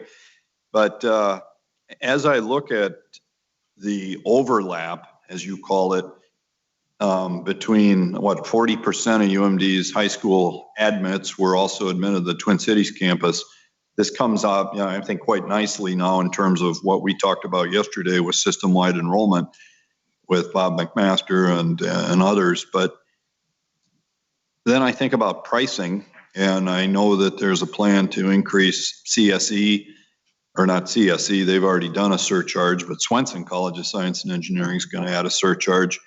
And then I look down to the bottom of that page, and I know that you're working on affordability, marking, benchmarking analysis and pricing and discounting recommendations. So where am I going? Help me understand, connect the dots, if you will, between the price of a degree at UMD and the price of a degree down here, and how much that overlap, matters. I know when a student decides to come down here instead of up there, you got to go, quickly try and fill that spot. But as we follow the College of Science and Engineering up the price ladder, it doesn't seem like we're going to use pricing as a way to differentiate. So what are you thinking about? Are most of those overlaps in the science and engineering space? If so, you must feel like we can chase them with the same price and successfully do so. But what are you learning as you go forward and do some of that work that's referenced in items 2A and B towards the end of your report? And how do you feel about overlap overall? Chancellor Black. Yes, thank you, Regent Powell and Regent McMillan, members of the board. In that item 2A and 2B that you mentioned under our enrollment priorities, item 2 does talk about assessing the cost of attendance and recommended adjustments. We have recently completed a cost study that was conducted by Hanover Research, and we have received some good information from that really gives us more details of affordability and our position there. We'll be looking at that this summer and making some recommendations for system leadership, probably by the fall, I would imagine. So I might invite Fernando, if you want to give any details at this point of that Hanover Research project, or any other things you would like to add. I'm gonna, Chancellor Black, thank you, and Regents Powell and McMillan, thank you for your comments. Dave, I don't mean to be that informal, but I think I can call you Dave. Thank you for your kind comments. And you know, the difference between Duluth and the Bronx is minimal, so it'll be an easy move. But what I would say about the Hanover research is what we have to think about is not just what is the the rack room rate, if you will, but what is the net rate. And so when we talk about price sensitivity, ultimately when we lose students, not just to the Twin Cities, but let's say to St. Thomas, it's the bidding war after a student applies. So a student sees what our tuition rate is, might compare it to other people's tuition rates, but as you go through the admissions process, particularly if they're working across public and private institutions, it's how much scholarship or institutional aid gets thrown at it to discount. And we will always have limits to what we can do, I think, and that's part of our challenge.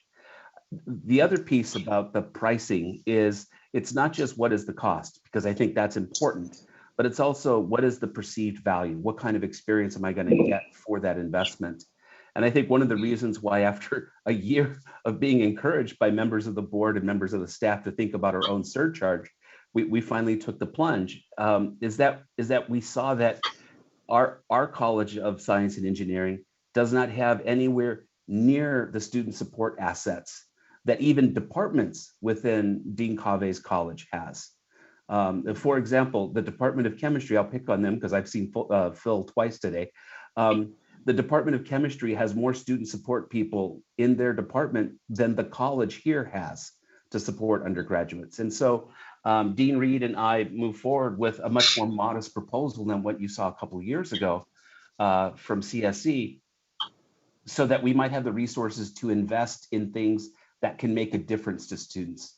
So folks who can focus on outreach, folks who can focus on advising and student support, not just simply so that the college can have more resources to have more resources. And I think part of the message that all good admissions people, regardless of what campus they are at the University of Minnesota, is to say, of course, everybody would like cheaper tuition, but what is the value and what is the brand experience? And what is the personal experience you're going to have in our classrooms, in our labs, and on our campuses? And we do pretty well. Could we do better? That's part of the reason why we contracted with Hanover. Are there things that we haven't taken advantage of? That's why we bring in these outside consultants. But we recognize that all four of our remaining colleges at UMD overlay and don't overcome, but overlay on equivalent colleges on the Twin Cities campus. And that will always be a challenge for us because the Twin Cities has everything that we have and a different experience. And the question ultimately is the dynamic and relationships between what are those different experiences on these two different campuses relative to the perception of each institution, relative to the net cost, and not just tuition, but tuition and room and board and other associated fees. And that's always the battle that any good admissions team is going to have to face. Regent McMillan, follow up? Oh, that's a good answer. Thank you, Fernando. Okay, thank you, Fernando. Regent Swiggum. Mr. Chairman, thank you. I think, Len, my question should have come before the response about partial response about price sensitivity, because I think that'll probably be part of your answer to me. And by the way, Len, I don't know if it's stormy up there. We're looking at your picture and the lake looks beautiful. The lift bridge is back there. Are you in real time or not? Yes. Regent Powell and Regent Sviggum, it's always this beautiful in Duluth, regardless of the weather. And I agree with you that it is. Len, just a comment to begin with, and I was not aware of this rating of A+ schools for B students or whatever it was until I read it in the docket material earlier this week on Monday or Tuesday. But I think that's a wonderful spot to be. I would have rather read it A+ schools for students with a 25 or 26 ACT. Just my comment about test optional. If you can read into that whatever you want to. So those comments aside, my question to you, Len, would be about enrollment. no matter how you cut it, it seems we need almost 1,000 undergrad students more at UMD to reach a goal or to financially or whatever. In my perception, we need just about 1,000 students.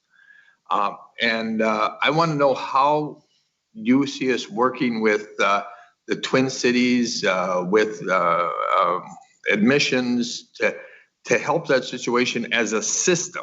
Len, I look at us as a system. I don't look at it as Crookston versus UMD or UMD versus the Minneapolis campus. And in our docket, on the words that hurt me or that I want to move away from is on page 59 of our document materials, where you talk about enrollment and you said, including competition from the Twin Cities campus.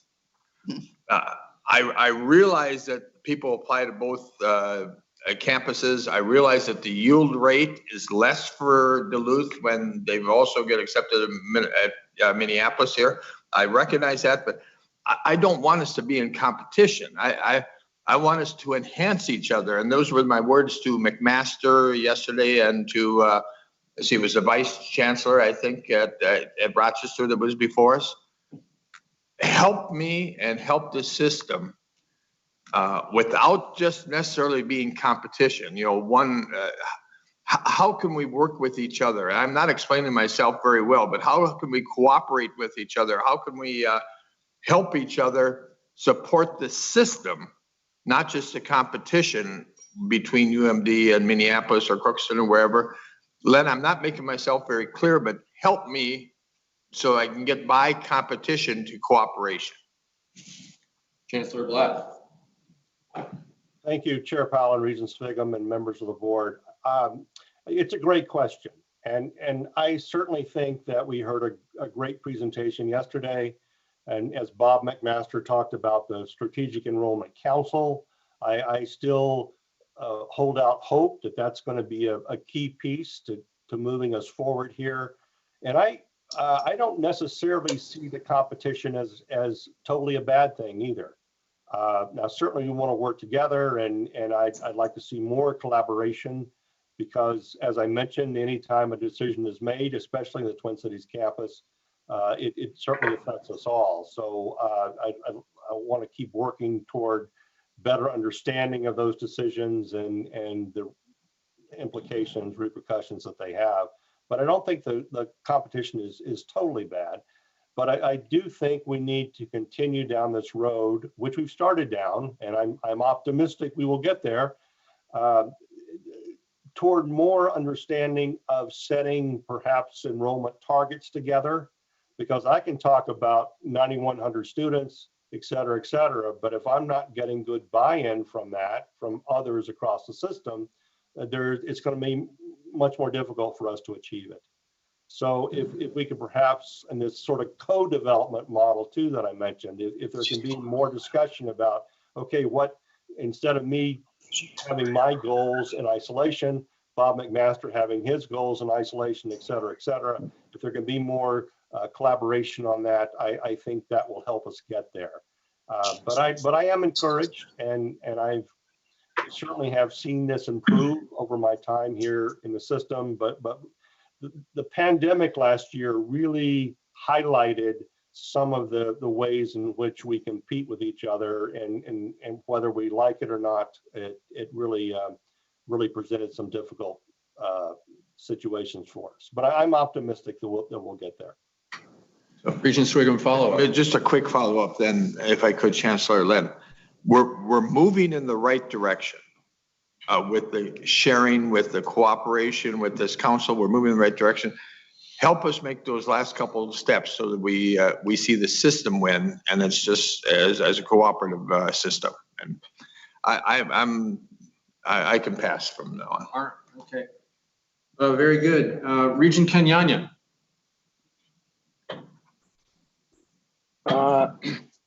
Thank you very much, Mr. Chair, Chancellor Black.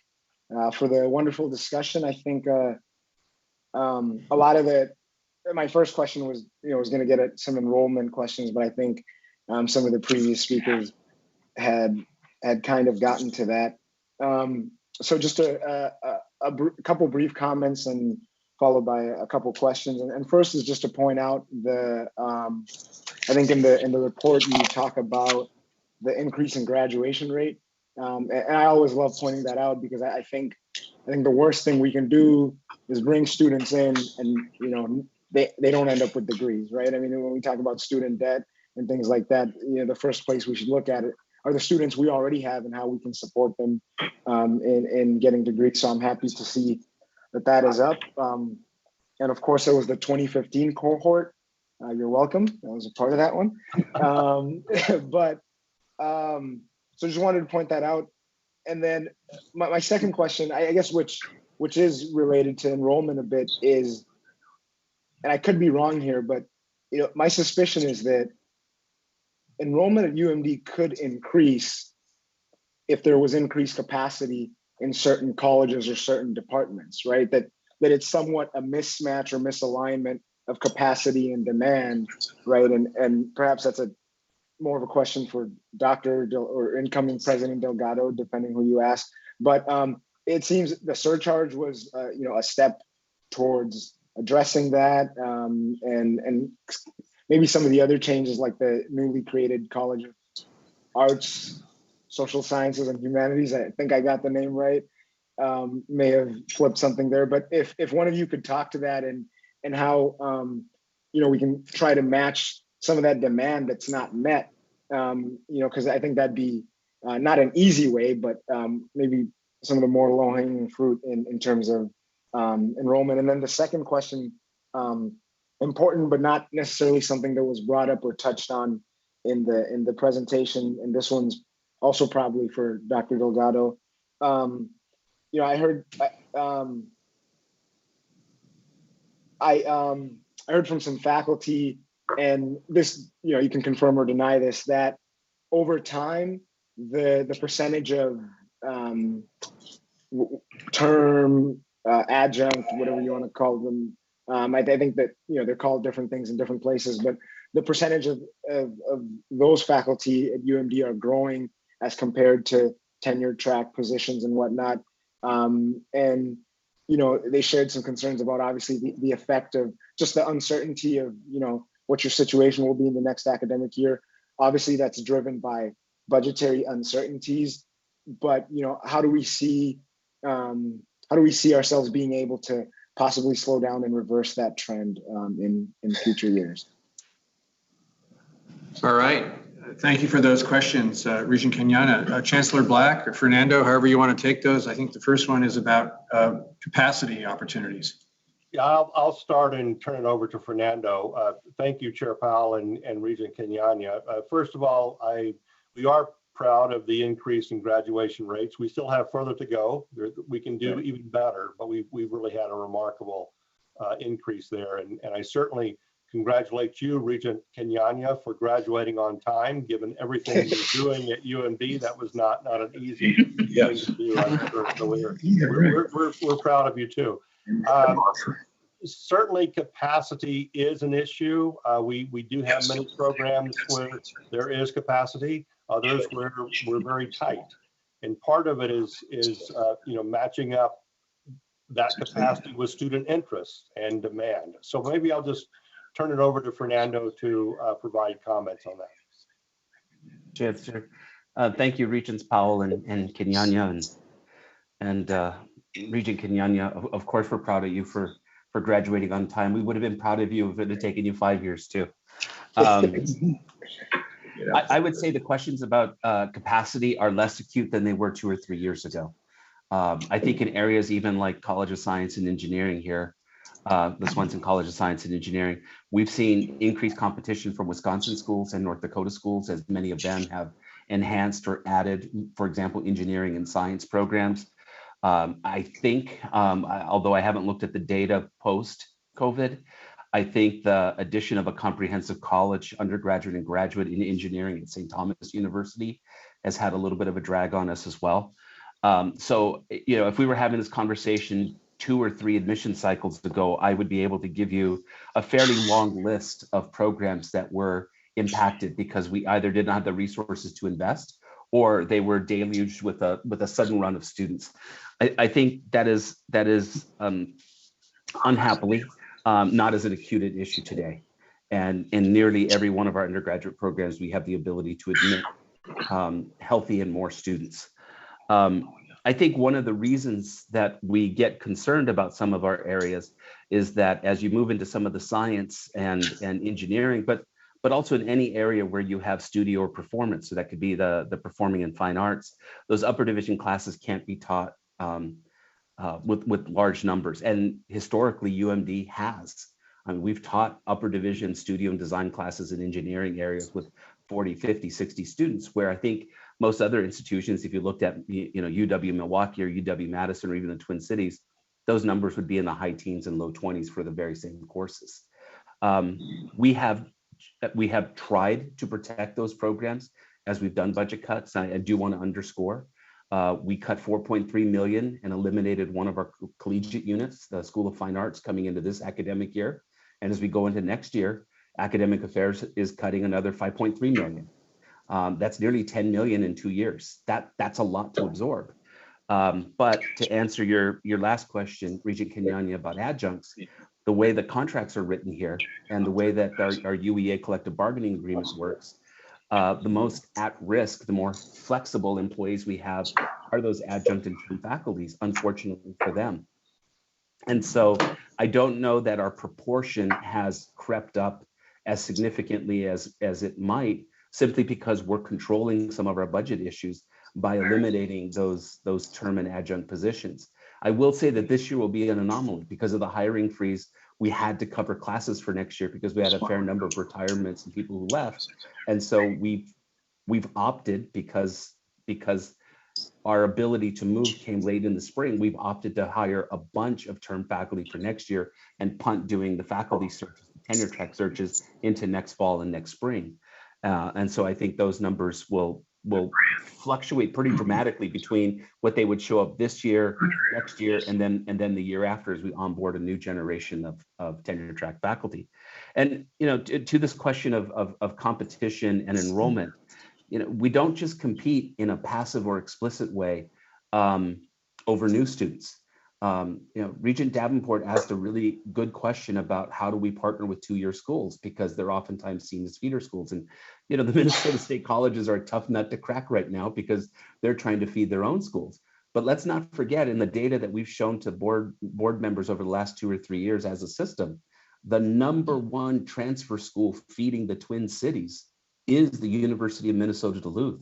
So we're not just losing students in competition in the first year, we're losing them in the second and third year of their matriculation at UMD, and we're losing them to the Twin Cities for a whole variety of reasons, some of which could be personal, some could be academic, some could be economic. But the reality is we are the Twin Cities #1 feeder for transfer students. And that creates stress as we try to model what our 4 and 5 year enrollment patterns are going to look like. All right, thank you. Regent Kenyanya, any follow-up? No, not necessarily, but that does answer the questions, and that was helpful. And I will say, just listening to Dr. Delgado, as fiscal responsibility and a balanced budget has been a priority. I'm hearing that there's obviously academic impacts, right? And when we talk about that graduation rate, if some of the positions you're having to eliminate are the support, or you're having those classes with twice as many students as they should have, if students aren't having that one-on-one time and whatnot, we can't be surprised then if that's being reflected in the rates and other things.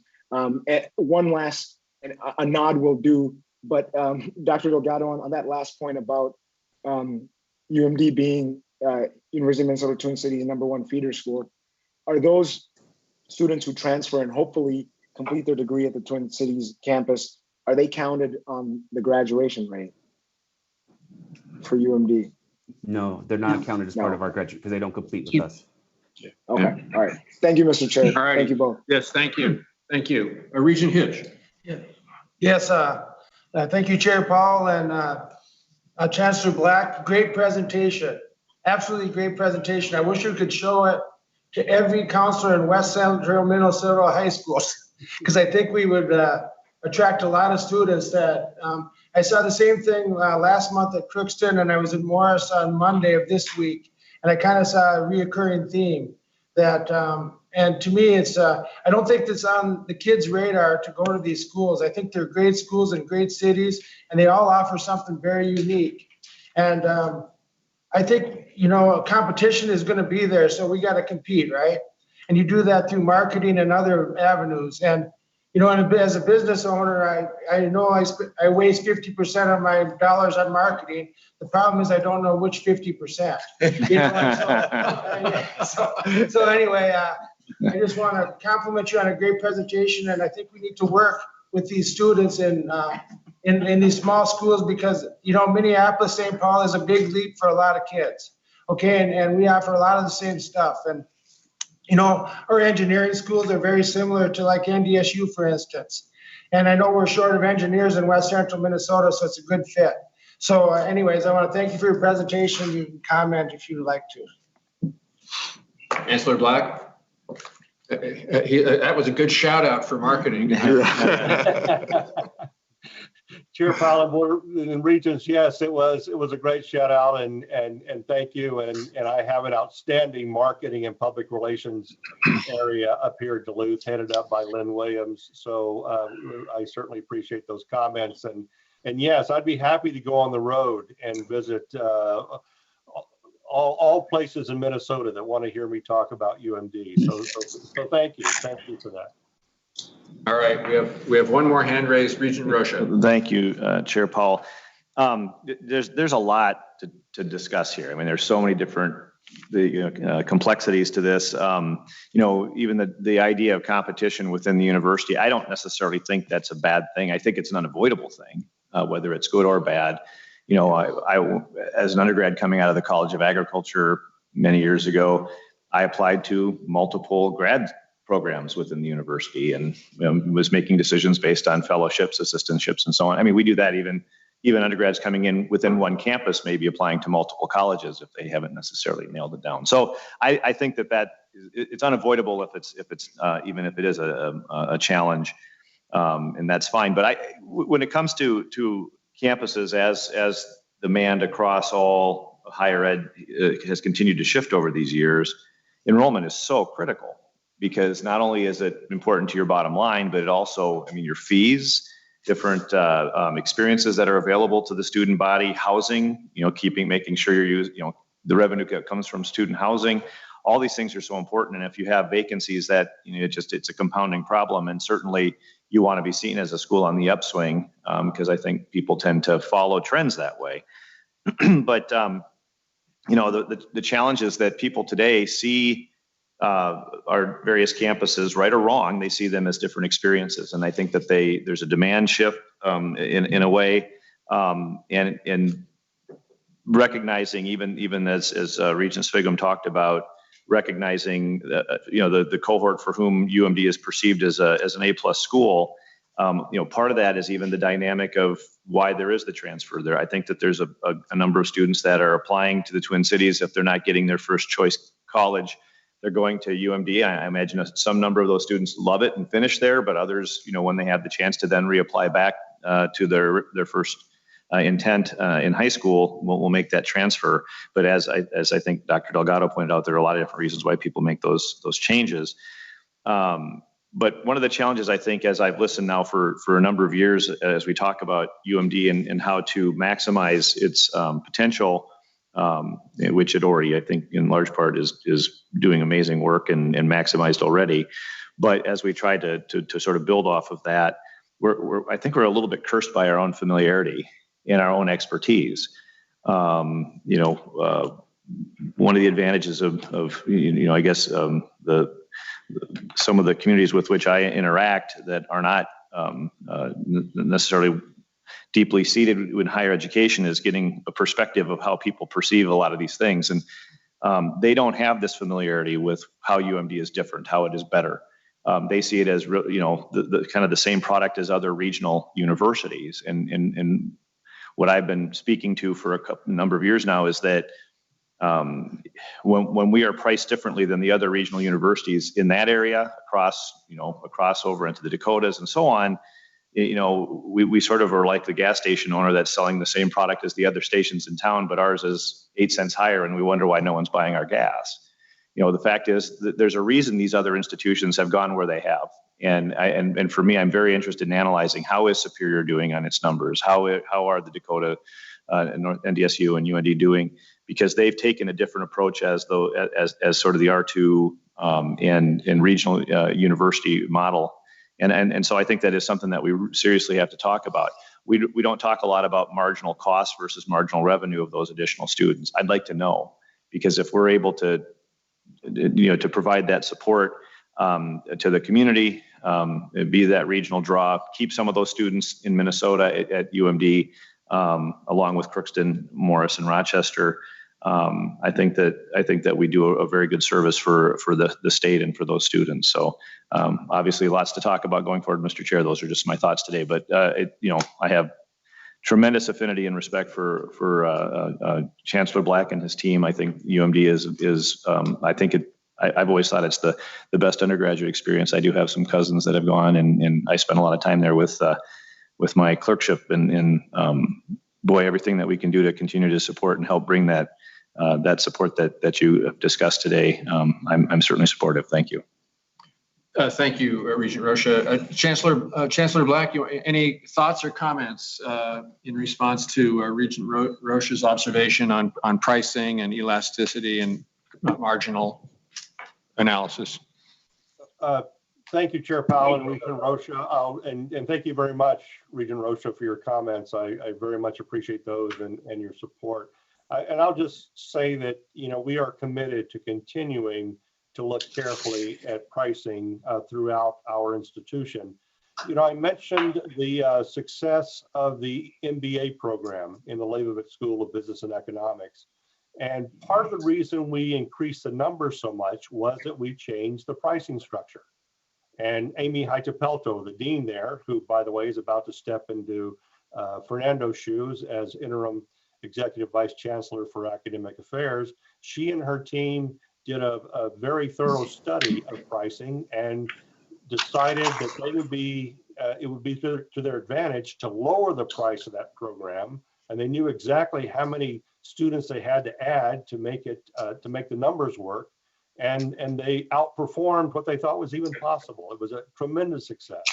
And by lowering the price of that specific program, they ended up with many more students. So I think that's a small example of what we can do, not only within programs, but also to think globally about our pricing structure. We need to be competitive, we need to be creative, and we need to continue to look at these issues. All right. Well, very good. On that note, Chancellor Black, thank you very much for, and to your team for, really a very, very comprehensive presentation. We really appreciate it. Obviously, there's a lot of interest, and I think we had a good dialogue and good questions. So thank you. And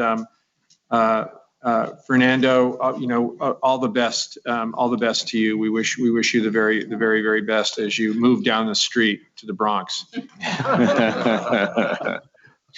All right. We come now to the report of the committees. Just a reminder, once again, if there were multiple items voted in committee, we'll take all the unanimous recommendations in one motion. I think everyone's familiar with that, unless a member of the board wants to separate an item, and that's also become our normal practice. So we'll begin with the Audit and Compliance Committee. Regent Rocha, if you would share your report. Thank you, Mr. Chair. Now, I don't know, am I thanking the old Chair Powell, or is the new Chair Powell taking over? Take your pick. All right. Well, thank you, new Chair Powell. The Audit and Compliance Committee did not consider any action items this month. We had discussions on 2 topics. The committee received an update on internal audits performed since February. Chief Auditor Klatt reported that 40% of recommendations rated as essential were implemented, back to the expected implementation rate of 40% after a dip in the last update.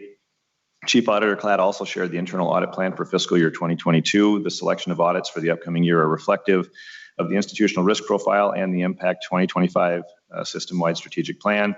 and is balanced across the university system. The plan includes 22 audits of processes and units, but also allows flexibility for special audit requests and investigations as needs arise. Thank you, Chair Powell. That concludes my report. All right, well done.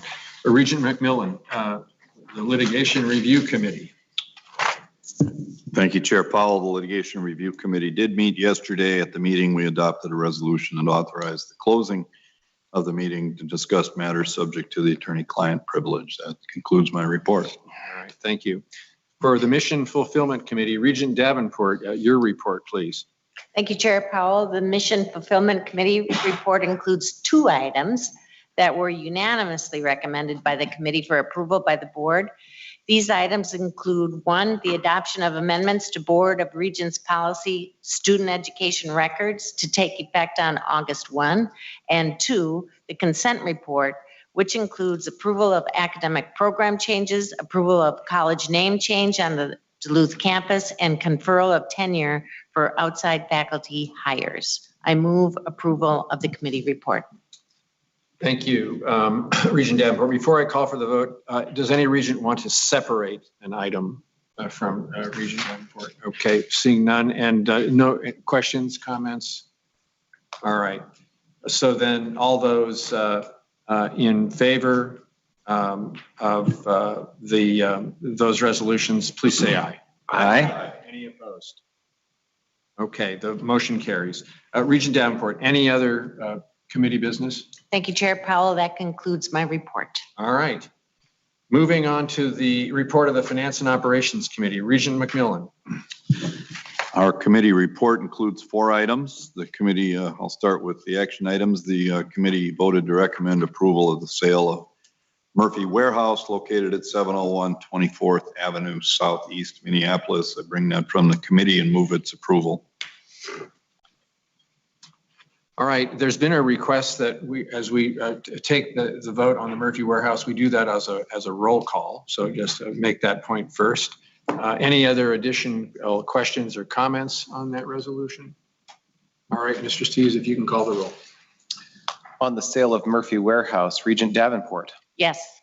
Regent Davenport votes yes. Regent Farnsworth. No.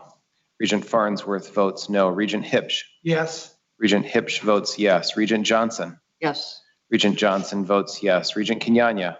Yes. Regent Kenyanya votes yes. Regent Mayron. Yes. Regent Mayron votes yes. Regent McMillan. Yes. Regent McMillan votes yes. Regent Rocha. No. Regent Rocha votes no. Regent Swigum. Yes.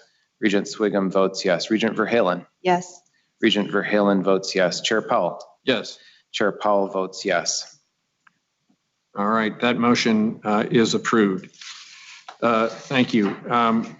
I believe there's also, back to you, Regent McMillan. Thank you, Chair Powell. The committee voted unanimously with 1 abstention to recommend approval of the revised consent report, which includes the Central Reserve's general contingency, purchase of goods and services over $1 million, purchasing bid threshold biennial approval, 5 employment agreements, a report to the Minnesota Legislature on administrative costs, and appointments to the Board of Trustees of the Minnesota Landscape Arboretum Foundation, as well as 1 schematic design. So that is the revised consent report, and I move its approval. Okay, any questions or comments on any of those items? Do we need any further discussion? All right, we can, I'll call for a vote on those. All in favor, please say aye. Aye. Any opposed? Aye. All right, those all pass. Could you clarify whether his vote was for or against? Regent Kenyanya. Mike was, you're, okay, good, thank you. Thanks, Brian. All right. I have 2 other items recommended for approval by the board or by yesterday with unanimous votes, and those included the resolution related to the FY 2022 annual capital improvement budget and adoption of the proposed amendments to the Board of Regents policy on targeted business, urban community economic development, and small business programs. Those were that no other items were voted on, and I move approval of those 2. And those were both passed unanimously in committee. Any questions or comments on those 2 resolutions? All right, those come to us with unanimous support. So to the full board, all in favor, please say aye. Aye. Any opposed? No. And Mike, we got you as a yes? Yep, that's correct. All right, thank you. That concludes my report, Chair Powell. All right, thank you. And then finally, the Governance and Policy Committee, Regent Mayron, your report, please. Thank you. The Governance and Policy Committee did not consider any action items this month. And that concludes my report, Chair Powell. Excellent. Thank you. Short and to the point. All right, that concludes our committee reports and brings us to old business. Any old business to come before the board? Okay. Is there any new business to come before the board? All right, hearing none, this meeting of the Board of Regents is adjourned.